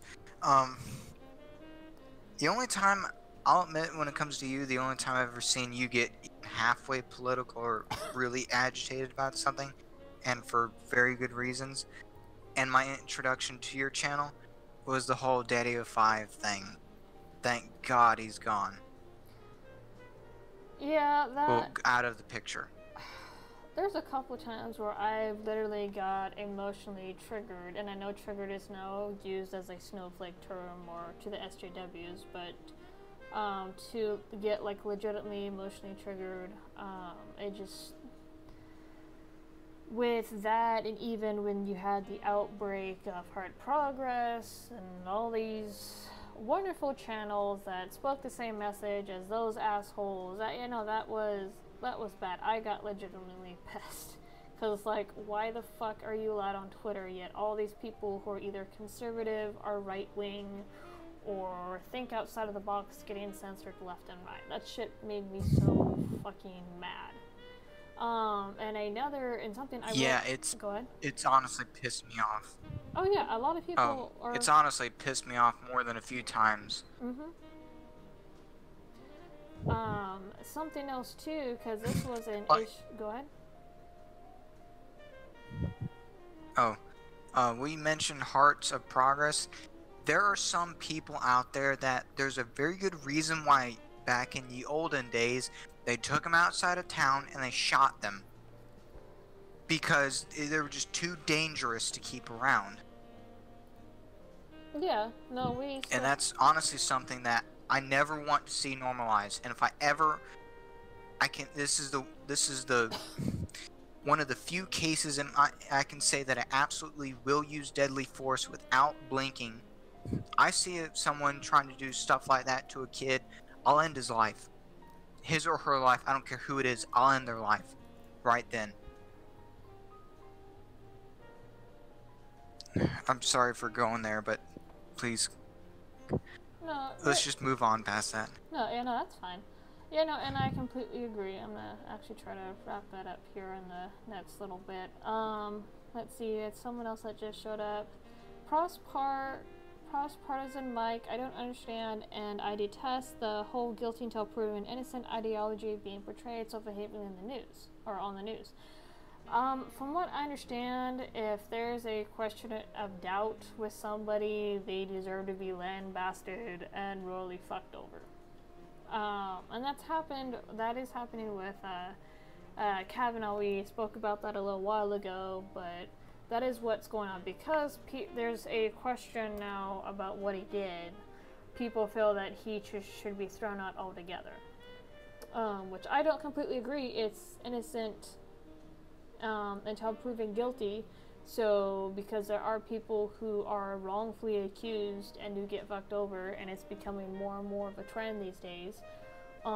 With what's going on in the news, they're trying to push this narrative that, oh, well, if you vote for Kavanaugh or you confirm him, then you're voting against women, which is completely and utter bullshit.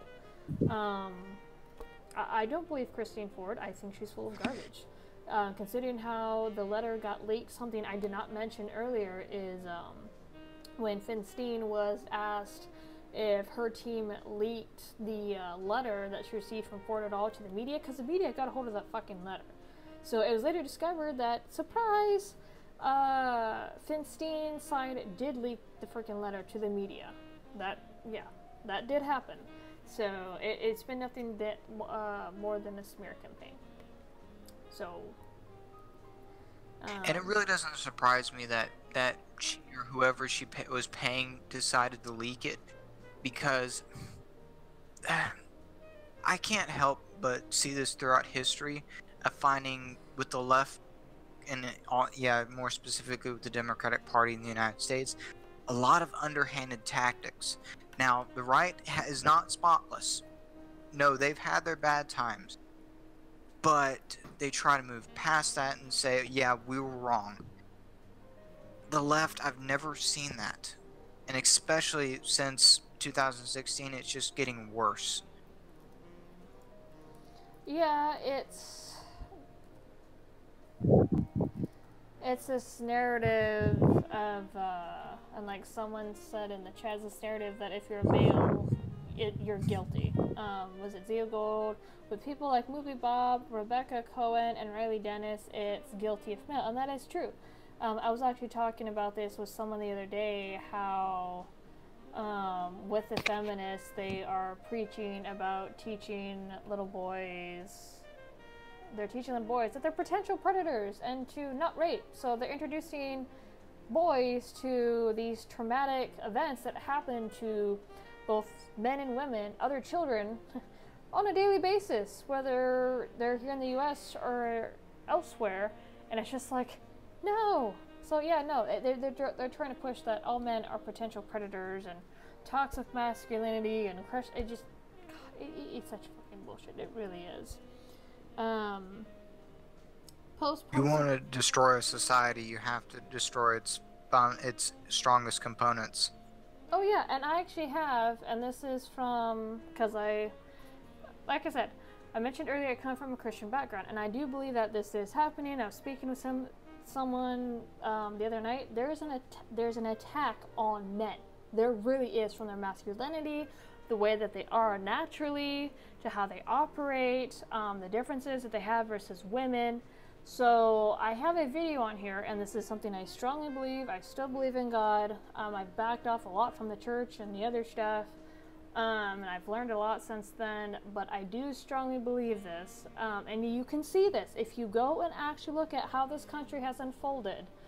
I have a video on here that's called Marriage is Like a Sword, because it talks about marriage and non-traditional marriage and all that wonderful stuff. There's an analogy that I felt like God gave to me. People like, oh, you're crazy. I don't care. An analogy that God gave me to where you have a sword, and the basic parts of the sword, you have a pommel, you have the hilt, you have the handguard, you have the tang, and then you have the actual blade. So, in that video, the gist of it pretty much is you have the pommel, which is a very important piece that holds the entire blade, entire sword all together. That pommel is God. Well, as you go through our country's history, God has slowly been thrown out of fucking everything. And I'm not for forcing religion, or rather forcing Christian beliefs on people's throats. I am for, obviously, the First Amendment. Everybody chooses how they believe, live, what have you. But as you've noticed, as we've thrown God more and more out of stuff, other stuff has crept in. And if you move up the sword from the pommel to the hilt itself, on the hilt you have the children and you have the wife, which the handguard is part of that hilt, but we'll go more into that part here in a minute.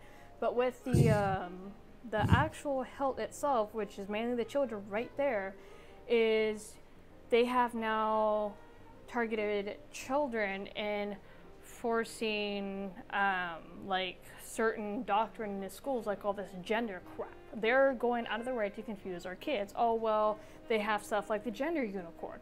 Washington State, I believe, yeah, as in it was back in June, I want to say 2016, okayed for, I believe it was kindergarten and up, or starting at first grade, I don't quite remember, for the gender crap to be taught in school. Kids don't have any fucking idea what sexuality is. Leave them alone. So you have that mess going on. So you have, you're confusing our kids. You have more and more of the government trying to step in, telling people or telling parents how they are to raise their kids, from spanking, what they are taught, what they eat, and all that other bullshit. You have that garbage, and then you can actually tie CPS into that mess because there have been multiple kidnappings. So you have that garbage there. You have our kids being just completely messed with. And then we go to the handguard. The handguard is the wife, and from the wife, the children, things like that. Now, what's important about this piece is this is the part that helps stabilizes the blade, or rather the husband, because that tang, if you know what a tang is, if you look at the parts of a sword, the tang, the deeper the tang is, the stronger the sword's going to be, or more balanced, because if that tang connects all the way down to the pommel, it's going to be secure blade, and when that sword goes to swing, that blade's not going to pop out.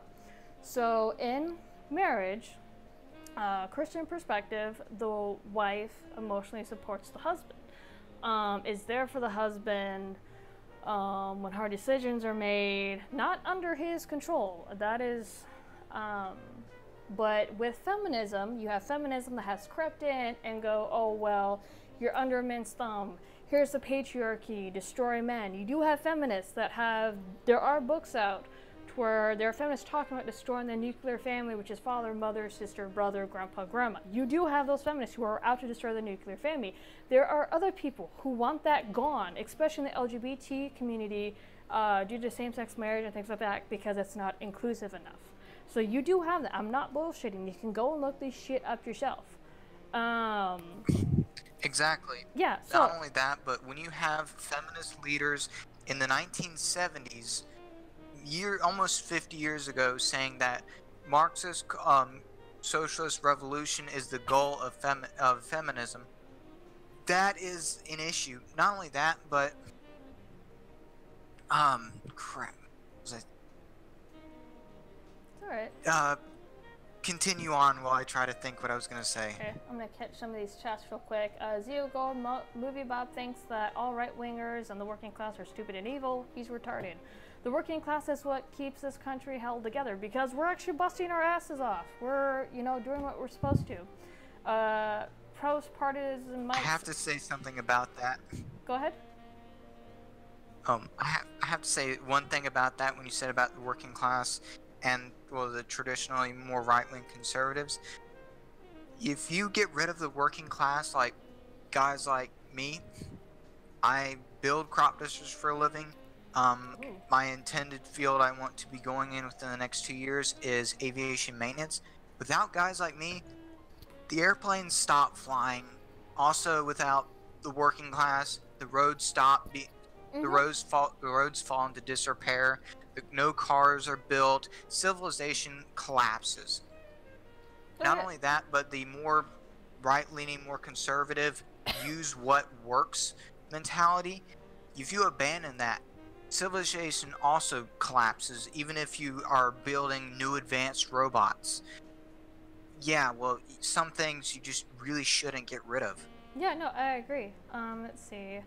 Postmodernism Mike, we're quickly heading towards another civil war with how prominently the left is pushing their ideals onto the American people. He also says the left runs almost all the major news networks. Yeah, pretty much you control the narrative, you pretty much control a lot of things, because there are gullible people out there.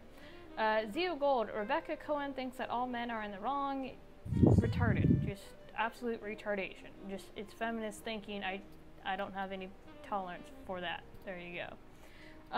Post-partisan Mike, all white men especially, and that is true. There is, and I'm not for this alt-right shit. I don't give a crap. My family is mixed. I'm all for legal immigration. I'm not for sanctuary cities. Those need to go bye-bye. Those need to quit freaking siphoning off our taxes. It has gotten so bad that now there's pain involved. So yes, things kind of suck with the way the immigration goes, but because the past presidents, Bush, Obama, Clinton, all of them let this problem get out of hand. Trump now has to do hardball. So, can't really fault him. I've talked about that before, to where there was some sort of clause from the 1990s that nobody even went to go bother to amend or completely void, that children couldn't be or had to be separated for a number of days. I don't remember. I did a video on it, but it was something as to why the children were getting separated from their parents, and people were getting stupid and unrealistic, to where a lot of people don't read up on or realize that there are fucking coyotes trying to traffic women and children and drugs over the border. They've actually caught, and this was a... And the rape. Oh yeah, no. This is a story too. This was floating around. The rape rate is horrendously bad. Yeah, and this was floating around on Twitter too. You had this freaking dumbass of a woman come out because she didn't want her neighbors disappearing. People want to abolish ICE. That's another... God, people are so stupid. Wants to abolish ICE. You have this neighbor come out with other protesters in this neighborhood to come out and protest ICE as they're fucking busting a human trafficking ring, because they were illegals and they were found to be trafficking children for sex. And here she is on the news. Oh, well, we don't want our neighbors to disappear. They belong here. No, shut up. God damn, these people do not take the time to realistically look at what's going on. So yes, you have that issue too, to where a bunch of people being allowed in for diversity, for voters, let's be real, because there's a bunch of illegals fucking voting during the last election. And California, who's been trying, the conservatives have been trying to flip that from blue to red, and now there wants to be 3 Californias: North Carolina, California, South, and New California. They now are allowing, not only do they have an illegal immigrant as a fucking mayor now, I don't remember which part of California, but they're also allowing illegals to vote in California. So that's why they want the illegals here. God, it's so... I hate to say it, but... Go ahead. Of all states, I truly do believe that the next state, I think it's a matter of time at this point, but I think California will be the next state that will try to secede from the Union. And even if we let them secede, just the way they are right now, they could not survive on their own.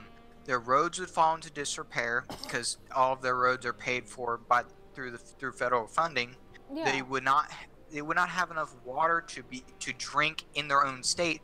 A lot of water in California comes from out of state. Not only that, but if we just stop trading with them, just let them be their own thing, they couldn't make any money, because the majority of business that goes through California is trade, especially through imports from China. Oh yeah, no, definitely. California has tried to secede 3 times already, if I believe.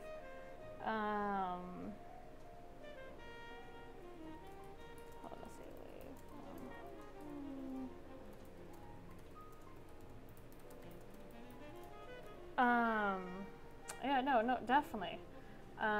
But so that's why they want the illegals here. Let me catch some of these. Postpartism Mike, there's no such thing as feminism anymore. Modern feminism is about the debasement of men. Yeah, no, it is. Actual feminism I'm reading this too fast. Actual feminism is all about women having the same pay and rights that men have, and having a better quality of life equal to that of men. A lot of the left doesn't believe in having borders because no human being is legal, which is utterly fucking stupid. To that I say, and this logic has been brought up, and it makes sense. Try leaving your front door open. Let people in. There's no borders or balls, right? You want all these fucking people in your house? And I love it too, because this is where Hollywood creeps in, where you have people like J.K. Rowling, Katy Perry saying, oh, well, let all the illegals in. Hey, fuck sticks. You guys have walls around your house. You house them. Yes, you house them. You have all these rooms. You have all these houses. You fucking house these guys. Shut the fuck up. God, Hollywood has gotten so delusional. Speaking of this. Go ahead. Speaking of this, about a month ago, some coworkers at work, especially Tina, she drives me up the wall sometimes, but they decided it'd be a joke to introduce me to a girl that was just hired on a few days before. Yeah. Kind of in this, basically, in this case, I was being a little naive. I kind of went into it thinking, oh, this is a girl that I may get to know. We'll see if it progresses to dating, all that kind of stuff. But I ended up finding out this girl loves open borders, loves socialism, and I can't help it, but especially liking German history and being born in Germany.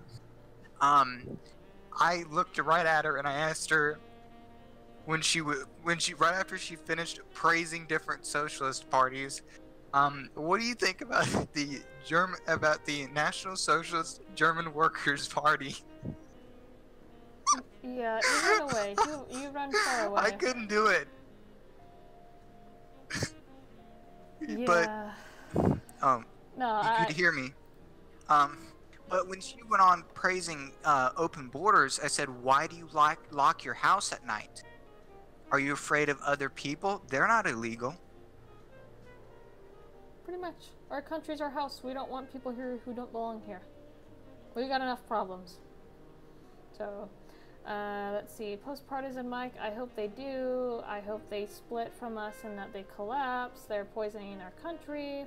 California is split into two classes, the very rich and the very poor. The middle class is fast becoming non-existent, signs of decay. And I keep hearing that and I keep reading about that too.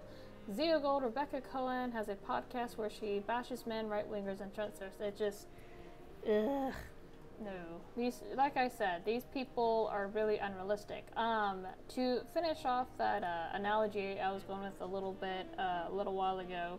So as I said, the pommel's God, the hilt is the children mixed with the wife. The actual handguard itself is the wife, which supports the husband emotionally or whatnot.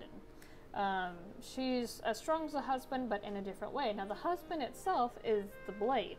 Now, as I said, with God has slowly been tossed out of the country, and we've had other stuff creep in.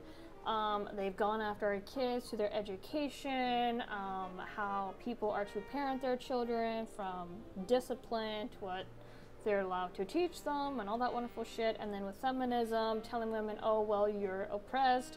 The patriarchy must be destroyed. You must destroy the nuclear family, blah, blah, blah, blah. And so now the battle is on men. They've done destroyed the women. I mean, it's now beyond that point to where you have women who become fucking unglued at the slightest mention, oh, hey, maybe you need to chill the fuck out and, you know, take responsibility for your shit. Now they're attacking the men, and I've talked about this to where they're trying to feminize them. Oh, men have a feminine side, the transgender stuff, which I do believe. I'm not for... Okay, I've never been an LGBT ally. I'm not an enemy, but I'm not going to promote anything of that. And especially with the transgender stuff, you're never going to catch me encouraging that. I've spoken out against that a couple times. I'm respectful about it. I don't rattle people's doors. You do you. But I do believe that is another form of tackle men, because if you do notice... when it came to the transgender movement, guess who took control of that? Any guesses? Feminism. Feminism came and ate that fucking shit up. They got control of that entire movement. And I've read articles to where the feminists have been eating themselves slowly. Where you have intersectional, you have to where transgender women are not considered real women by the feminists. You have the TERFs, which I will agree with them on that.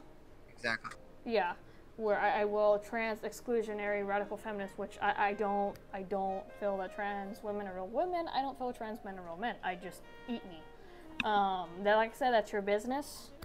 Well, you do you, but well, with any movement, oh sorry. With any movement that thinks it has won, it immediately becomes Puritan, and it starts to try to purge itself of anything it does not think is as pure. yeah, oh yeah, no, and that's you're starting to see more and more men try to be women. You have it moved into the Olympics, where you have men taking female titles, Olympic gold medals. You have the wrestler, you had a track runner. You even have, as far as to the latest article I saw had to do, and I think this was in the UK, had to do with a man who sometimes put on a wig, lipstick, and a dress, be classified as one of the top working female CEOs in the country. Feminists are fucking jumping on that shit. It's like, you guys promoted this garbage. This was fucking you. You took this movement and ate it and promoted it, and now you're trying to cannibalize it from within. They're fucking nuts. This entire thing is nuts, but I do believe that is another attack on men.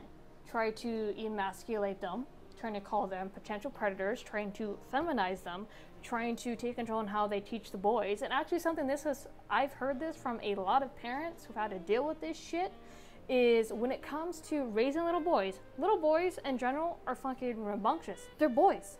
They're gonna be hyper. They wanna play. They want a roughhouse. That's normal. From what I keep hearing is like exactly. Little boys, and when it comes to education, not enough time or attention is being taken to them anymore, and they are being doped up and diagnosed with ADD, ADHD. I believe I got the abbreviation right on that one. If I didn't, I apologize, but you know what I mean. They're diagnosing them, and they are you did both times, but they're doping them up. They're giving them Zoloft, Depakote, Ritalin, and many others. The first two, I've been on that before, and it literally makes you crazy. Mm-hmm. You turn a kid that is acting like a normal boy, no problems, but he's not acting feminine enough. He doesn't want to read Little Women. Well, of course he doesn't want to. The emotional stuff he doesn't connect with. You hand him a book like I Could Never Be So Lucky Again by James H. Doolittle. I've seen kids, especially starting to work with my old school recently. I walked in there and I had given the kid the day before a copy of that book. He's glued to it. Mm-hmm. This kid is 11 years old and is reading an autobiography like it's insanely interesting. He doesn't want to do anything else. Little boys like adventure. That's yeah, but normal. Men and women are not the same. No, and they're not. Both of them are strong equally, but in different ways. You have men that are physically stronger in general. They're physically stronger. Biology. Don't care what your fifis are on that crap. And then you have women who are emotionally stronger. They're more, and generally, empathetic. They're more attention to detail. As I told someone else on Twitter, this was during the abortion debate I was having, men and women complement each other. They make up for each other's weaknesses, and we're supposed to be a team, not this, one versus the other. Let me catch up on some of these chats here. Postpartum Mike, did you see the video of that Russian woman who threw bleach onto men in a subway train for manspreading? Yeah, I did. And if I was a woman sitting there watching that, she'd be getting her ass smacked across the head. Like, no bullshit. Because you don't fucking do that. That's another stupid fucking thing that has come on, manspreading. Guys have something right there. Girls don't. Deal with it. Unless you want to see the guy, like, fondle himself, trying to readjust to where he doesn't, like, squish and hurt himself, fucking shut up. Yeah, some guys are obnoxious about it. Not only that, but did you realize... Go ahead. Oh. Go ahead. Thank you. Does she realize that that particular area of the body is extremely sensitive to any kind of chemicals at all, has very soft skin, and bleach will cause chemical burns? Mm-hmm. Oh yeah, definitely. They tell Talk about insane amounts of pain. Yeah. Yeah, I know this. Crazy. Just total and utter craziness. Let's see. Ziogo, the analogy will get you a cameo on PragerU and on the hit list of Militant McDowell. PragerU, I have some issues with. I've actually covered 1 or 2 videos about PragerU, and they're really conservative. I believe even a Christian channel. No. No. The last video I covered on them, it was a while back. It had to do with marriage being a part of manhood, which technically it isn't. It's not even a part of womanhood. But if I remember correctly from that video, they did not cite any of their claims. There was no fucking sources in the description, and their logic was bullshit. So, and militant MGTOWs, they're as fucking unhinged as the feminists are. If you look at, not traditional MGTOWs, I know some traditional MGTOWs, and they just want to be left the fuck alone. They don't advocate for violence against women, they just want to do their own thing, and want to be left alone. That's it. The incels... So they're not like angry MGTOW. No. If you want a legitimate MGTOW, a traditional MGTOW, one of them that I know off the top of my head, and I follow, I need to catch up on some of his stuff, is Count Dibula. He is a traditional MGTOW. We've had conversations. He finds himself, because this is his words, and he said this half-jokingly, to where he finds himself too cynical to be in a relationship. He just wants to be left alone and do his own thing. He doesn't go after women. He just goes, I'm just going my own way. I don't hate you, women, but I don't want to be in a relationship with you either. So that's a traditional MGTOW. They leave people alone, and they just want to be left alone. When it comes to militant MGTOWs, or just the crazy ones, you have angry MGTOW, which I believe got chased off of YouTube because his dumbass decided to threaten Jeff Holiday and Memory Holiday with the CPS on their kids, and he's like, you're dumb. So everybody freaking jumped on him for that. And then the other one, which you have a turd-flinging monkey, which he believes women are going to be replaced with sex robots and replace women altogether. An artificial womb. Yeah. And you have the feminists arguing the same thing, just that men can be replaced in the fertilization process because they can take DNA from someone's knee. And so yeah, you have feminists and the MGTOWs, or rather the feminists and the monks and incels, trying to erase each other with science, which is fucking hilarious. But yeah, if you actually go into the comment section, especially Turfling Monkey, there used to be another one called Ghost Red Pill. His ass got chased off. Actually, no, he got pretty much blown the fuck out, and he pretty much pussed out. But if you go into their comment sections, you do have men legitimately advocating for domestic violence. That is legitimate misogyny in that comment section. I'm not fucking kidding. I've gone in there and went, holy fucking crap. Because they do talk about, and they're not joking, talking about being able to smack women if they don't fall in line. Oh god, they talk a lot of shit. They're easy to troll, but yeah, no, they're crazy. But what's up? Z Gold just put in the chat. Angry MGTOW is still on YouTube, and my introduction to that guy was him yelling, basically yelling at SDA, and then crud, I think Ranting Monkey got on the stream, or somebody, and I know it was Jeff Holiday, and he just started poking fun at him the whole time. Oh yeah, that was. It's honestly sad. Yeah, no, that's the, I believe, the stream that caused Angry MGTOW to try to go after Jeff Holiday's and Memory's kids. Yeah, no, and that's, I thought he must have come back after VidMe crashed, because he went and ran to VidMe, and so he must have come back. Let me catch up, let's see. Postpartum Mike, no, masculinity is toxic, or at least that's what I'm told. No, it's not toxic. There's a difference between raising a strong man, teaching them how to respect himself and those around him, teaching them how to respect women, and also teaching them how to not to take any fucking shit. And doing so properly, putting his foot down properly, which I do believe is very important too. If you want to talk about actual toxic masculinity, that's when you have men that are taught to hit women when they don't fall in line. Islam comes to mind. That's so, Islam. Exactly, I was about to say that. Yeah, no, that you want toxic masculinity there, they have a very fucked up definition for masculinity, and that is toxic. But as a general, what's natural for men and what's natural for women and how they correlate to each other, no. Let's see. Postpartum Mike also says there's a school chain that has banned having best friends because it alienates peers.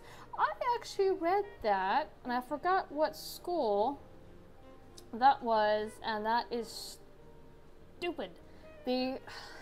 That's something else I've noticed. I believe it was ever since high school, that when I entered high school, is that they've been trying to put more and more of a bubble around kids. You know, when I was like from changing how the playgrounds are arranged, what the materials are made of, and the actual play sets, because I did notice that they were doing this as I left middle school going into high school. They've been trying to put a bubble around kids for a while now.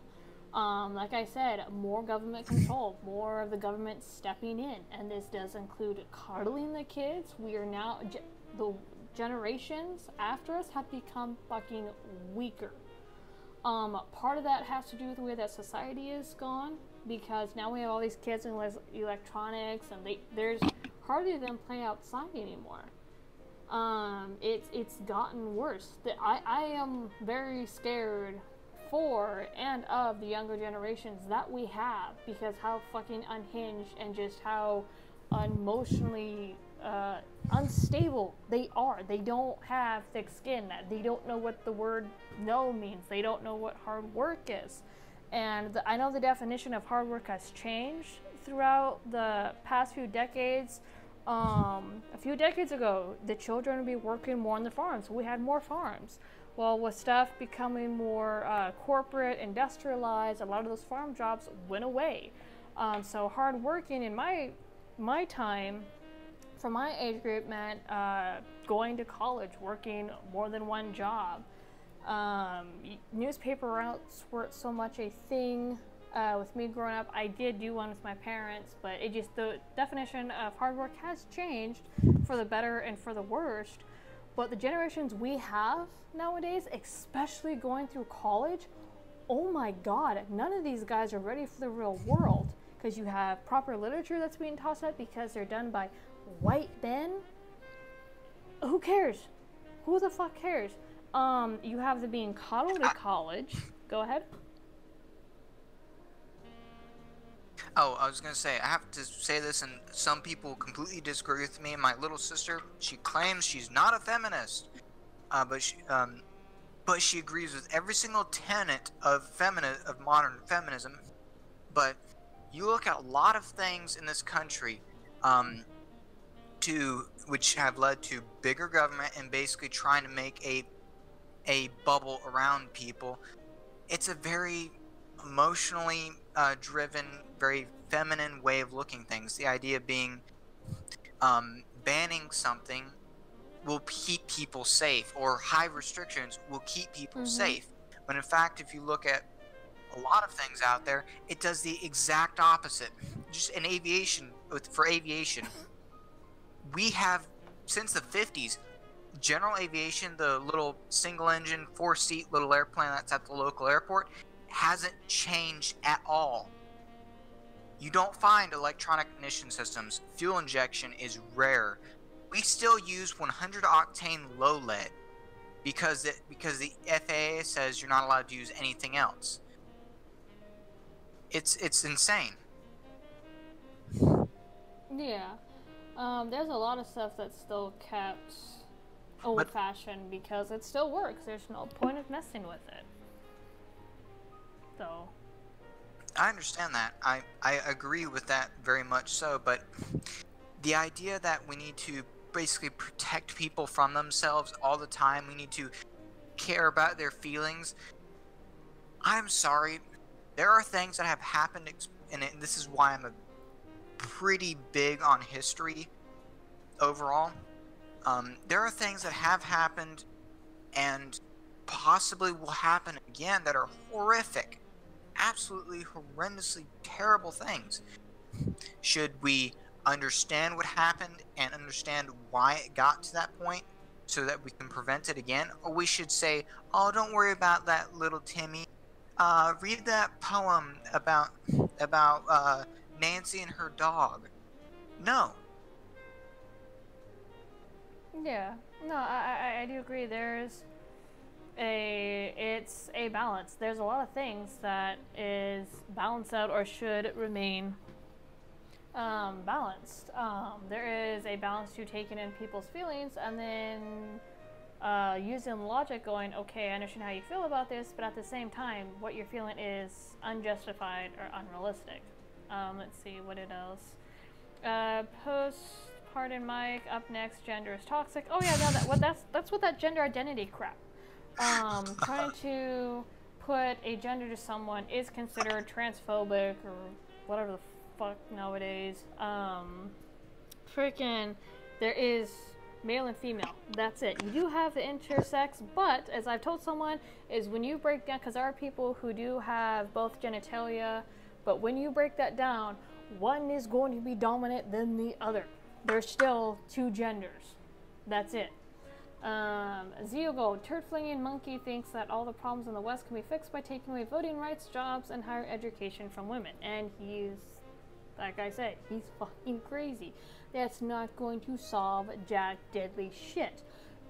If you look at what happened during World War II, when a lot of the men got drafted away, a lot of the women had to take over jobs, the factory jobs, marketing. We had to take over a lot of stuff until they came back.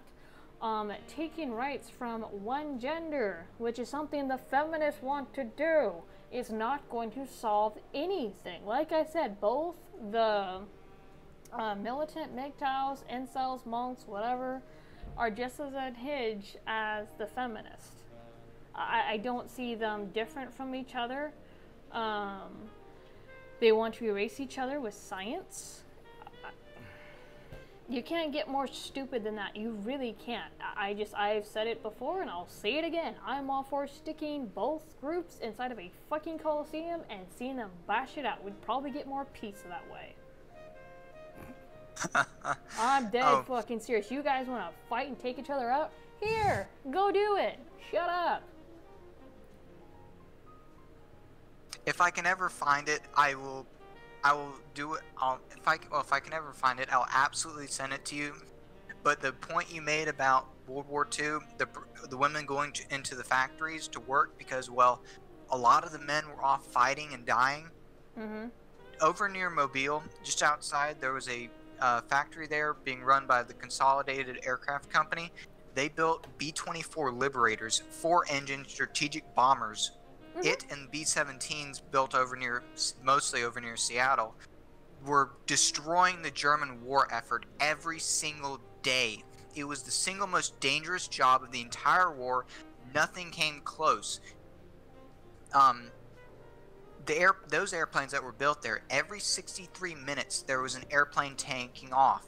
Its very first flight fully laden with fuel, the test flight was all the way to New York, refuel, and then immediately go transatlantic. That's insane. Who was flying that airplane to New York? A lot of women were. Why? The men were off fighting. They were working together. Yeah. And what did they end up accomplishing? Oh, the Second World War. The United States really nailed it very, very well during that war, and it was proved very well that men and women can complement each other extremely well. Mm-hmm. And in that case, and in that specific war, you take the United States out of the equation, the Allies lose. There's absolutely no way it could have happened. They could have won without the United States. Simply because, just from our factories alone, we outproduced everybody. At one point in 44 and 45, the Republic Aircraft Factory, which made the strongest, most reliable, most durable fighter ever, they did not have a single man on their payroll. Yeah. They couldn't get any men. And the War Department at one point told Boeing they're not allowed to hire any men because they needed all the men to fight. So all the B-29s that were built during the war, not a single man touched that until it got to Hawaii to refuel to go from there straight to Saipan or Tinian Yeah. Sorry, I'm doing a little jig because I am going to read this. I know I've been going for a while and I was trying to control that, but oh well. Because I just came across an article to where the Senator Democrats fucked up. Hold on. I'm going to finish tweeting this out and then I'm going to fucking read it. Hold on. It is beautiful. Hold on. And it's funny too. It shows it like, oh fuck, we fucked up. Well, no shit. Hold on. Oh no! What do you think we do when we're eating lunch? Huh? I said, what do you think we do when we're eating lunch? We're probably talking politics. Okay, so this is what has happened. I am going to flip over here. Beep. Okay, so guess what Feinstein just tried to do? Case takes huge turn. Feinstein moves to seal FBI investigation from public as allegations collapse. I wonder why. Did they find something that implicates the Democratic senators playing fucking dirty? I wonder. Let's see. Democrats had hoped that the week for the FBI investigation would give them more time to pull things out to attack Judge Brett Kavanaugh, and it fucking failed, because the FBI has been through this circus 7 fucking times. They've, according to Trump, and according to other sources, Kavanaugh has been investigated, or rather background checked, 7 different times, and that includes federal, and they certainly have tried. But the week has also resulted in even more questions about the accuser's claims and credibility. Ford is fucking shot at this point. Her credibility is down the fucking toilet. And now Senator Dianne Feinstein just made a move that shows how hypocritical the Democrats can be after all this drama. Well, no fucking shit. Sorry, this is just delicious. You only go to do this when you fucking have something to hide. Democrats have gone out of their way to throw all kinds of dirt at Judge Kavanaugh in the hopes that something would stick and they'd be able to stop his confirmation, which, by the way, they wanted to try to drag it to the midterms long enough to cause the quote-unquote blue wave to where Brett Kavanaugh would be thrown out. It's not going to happen. It's not going to work. From the opening moment of the initial hearing, other than the fact... Go ahead. Oh, go ahead. Please continue on. From the opening moment... I'll say it at the end. Okay. From the opening moment of the initial hearing, they were all about disruption, delay, and Spartacus moments. And then they held to the letter from Christine Blasey Ford, dropping it at the last minute to delay the first vote, which, by the way, fucking Feinstein linked to the media. Then, as the allegations remain uncorroborated, which the people that Ford named, reminder, said they had no recollection of the events, but it's not a denial of what happened. They just don't remember it, but they believe Ford. You know, listen and believe. They started to move the goalposts, which they did. I do remember, because they offered Ford and her team a Monday hearing. Ford tried to haggle. Oh no, we only want certain people to attend the hearing. Oh no, do this, do that. No, fuck yourself. So they finally had it Thursday. That was a shit show. I fucking sat there pissed for the last half of that hearing. It was awful. Goalpost talking about Kavanaugh's drinking in school 30 years ago. So they've brought up his calendar. They brought up him throwing ice at a frat party. They brought up him getting drunk. They tried to imply because somebody said that he was belligerent during drinking, and they tried to implicate that he had blackout moments where he could have possibly raped Ford. Once again, nobody has recollection of this damn party. Nobody was fucking there that she named, so surprise. Let's see. Is there any more? Oh no, hold on. Oh, yep, there's a little bit more. Okay. CNN Not report. only that, but she hasn't brought this up. Go ahead. She hasn't brought this up since 2000. She did not bring this up until 2012. This is way past the statute of limitations for Maryland. This is not a federal issue. This is a state issue. Exactly. All this is about defamation of character. That's all it is. There's absolutely no grounds at all other than that. Not only that, but it's stupidity of the Democrats to even try to bring this up. They're expecting Republicans to act like cowards. Here's the thing. The Republican Party has the votes. Whether the Democratic Party likes it or not, they could do the same thing that the Democrats have done before, and just all vote for the guy, and he gets appointed anyway, whether the Democrats like it or not. Oh, he's gonna get confirmed. I have no doubts about that. And here's the thing. The backlash is going to be real if he doesn't, because either way, what the Democrats said, they talk about, oh, the blue wave is coming. No, red wave. Tsunami, because you just opened many people's eyes to your fucking bullshit. People are walking away from you. CNN reporter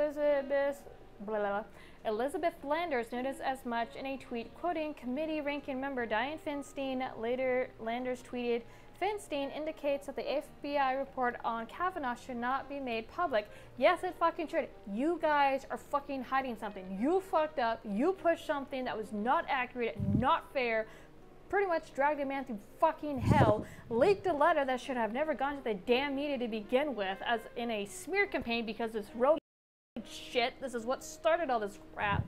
No, go fuck yourself. It should very much be made public, and it's going to be. It would seem to me that if people are going to be identified, this ought to be held very close and not, and I think the investigation ought to be closely held. Chief Feinstein reiterated. No, it shouldn't, because you have someone who's being accused of fucking rape, the most very horrific crime. You have evidence being withheld from people like Grassley. As I mentioned earlier in the stream, Grassley's been asking for documentation of the therapy session.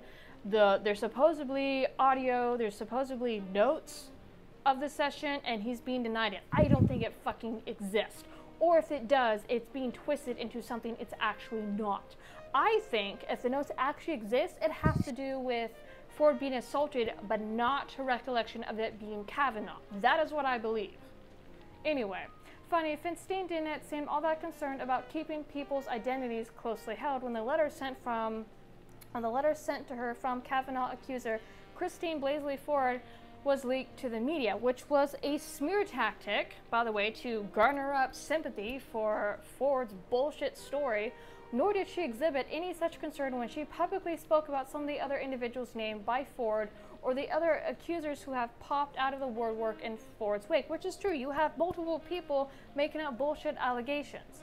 Once again, the people that Ford has named have no recollection. Now, people say, oh, this isn't a denial of stuff. Yes, it fucking is. Whether you want to acknowledge it or not, they have no memory of it. You think some people would actually fucking remember that, because as Kavanaugh has stated, and this is true for any high school and any college, if it's something like that happened, people will be fucking gossiping about it. So, which is true. Bingo. Yeah, teenagers are gossipers. Not only that, but some things implant themselves. Go ahead. Not only that, but some things implant themselves in your memory so hard that even if you want to, you're not going to forget it. Like when I was 12, I was in an aircraft crash. I can remember it as if it was yesterday. I'll probably never forget it. I have family that have done things that has happened over 50 years ago, and they still remember it. If this actually did happen, which I don't think it has at all, then she and other people would be able to remember it as if it was yesterday, because it would basically have been seared into their brain what happened.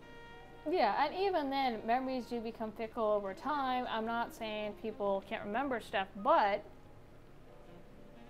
over the years, that memory becomes a little bit faded, and this has been proven to be true, especially with trauma victims.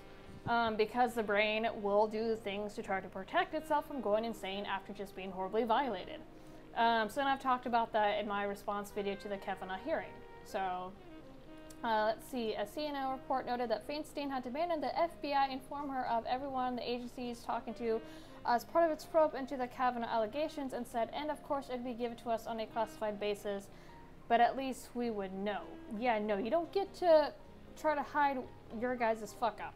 You guys, no. Let's see, here's a tweet. Send Feinstein indicates that the FBI report on Kavanaugh should not be made public. It would seem to me that people are going to be identified this ought to be held very close and not, well, you just fucking dropped all the names in that hearing, you dumb. Good lord. Wait, didn't the Democrats demand there be an FBI investigation? Now they don't want the public to know the results? Well, no duh, because they're fucking inconclusive. There is no evidence of wrongdoing. There is not a time. There's not a place. There's not a fucking crime scene. No shit. They want to hide this underneath the carpet. People aren't going to forget this. This is... Oh my god. When questioned how the American public could feel confidence after all this if they didn't know what was in the report after the Democrats had done all they could to smear Kavanaugh, Feinstein said, well, let's see, I can't say because I don't know what the investigation will say. Bull fucking shit. You want to have access to it and not the public. Stop bullshitting people. We all saw this. We all saw through this fucking crap. And look, it's not even a week and the investigation is fucking over. The report is going to be given tomorrow. So in other words, if the FBI report isn't good for them, sit on it. Exactly. If there's anything they can spin, let it out. Smear him in public, but clear him in private. Yeah. They were trying to drag this out to the midterms, hoping to fill the House with blue to kick Kavanaugh out altogether. Oh look, it didn't fucking happen. Anytime you guys try to do this with a candidate, you guys create this red backlash. You guys just made the red wave bigger. Congratulations, you idiots. I'm sorry, this shit has gotten me so fucking mad. Anybody who was sane and saw that fucking hearing saw this shit coming. Senator Chris Coons, which is another fucking moron during the hearing that pushed for the FBI investigation again.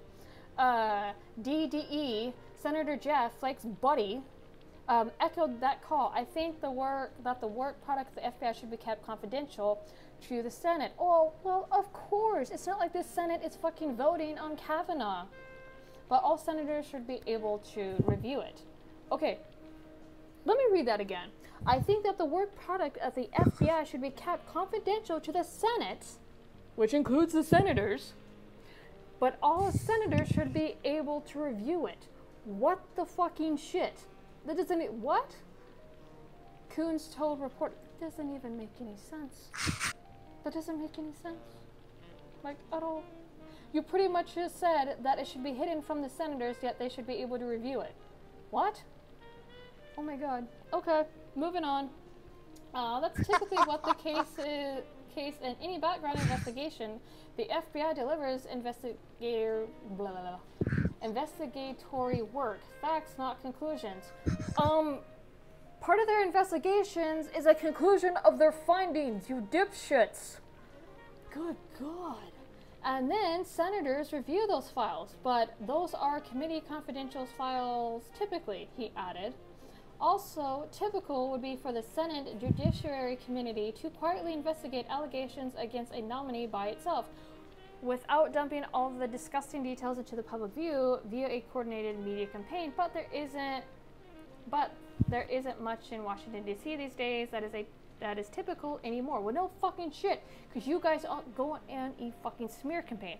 And speaking of sexual allegations, what Democratic senator actually got convicted of domestic violence and beating the fucking shit out of his wife, but he still has a seat?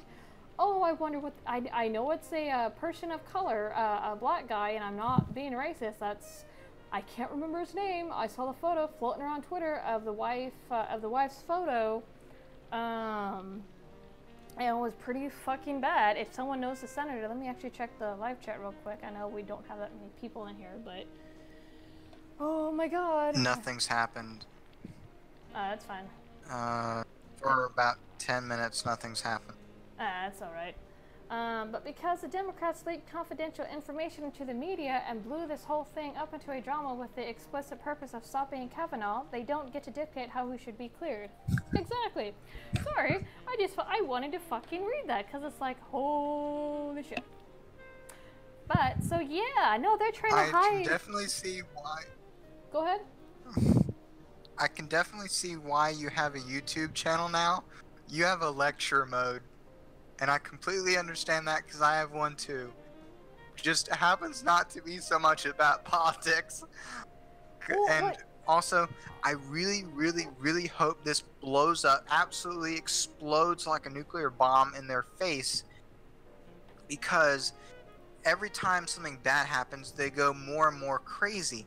And all this is doing is leading to a maybe. You can cross, some people will cross their fingers. I don't really care too much, because but it may lead to a death of the Democratic Party. Parties have died before; they'll die again. Mm-hmm. Oh, let's see, oh my god, we are past 3 hours. So I think I'm going to wrap it up here because my audience has dwindled down to 4 and this has been really long. Let me finish up the chats here. New info about turtle-flinging monkey. He thinks that a woman can only be as smart as a man by being either a autistic or a lesbian. Like I said, he's fucking retarded, nothing new. They just get more and more regressive, just as a feminist do, so. But anyway,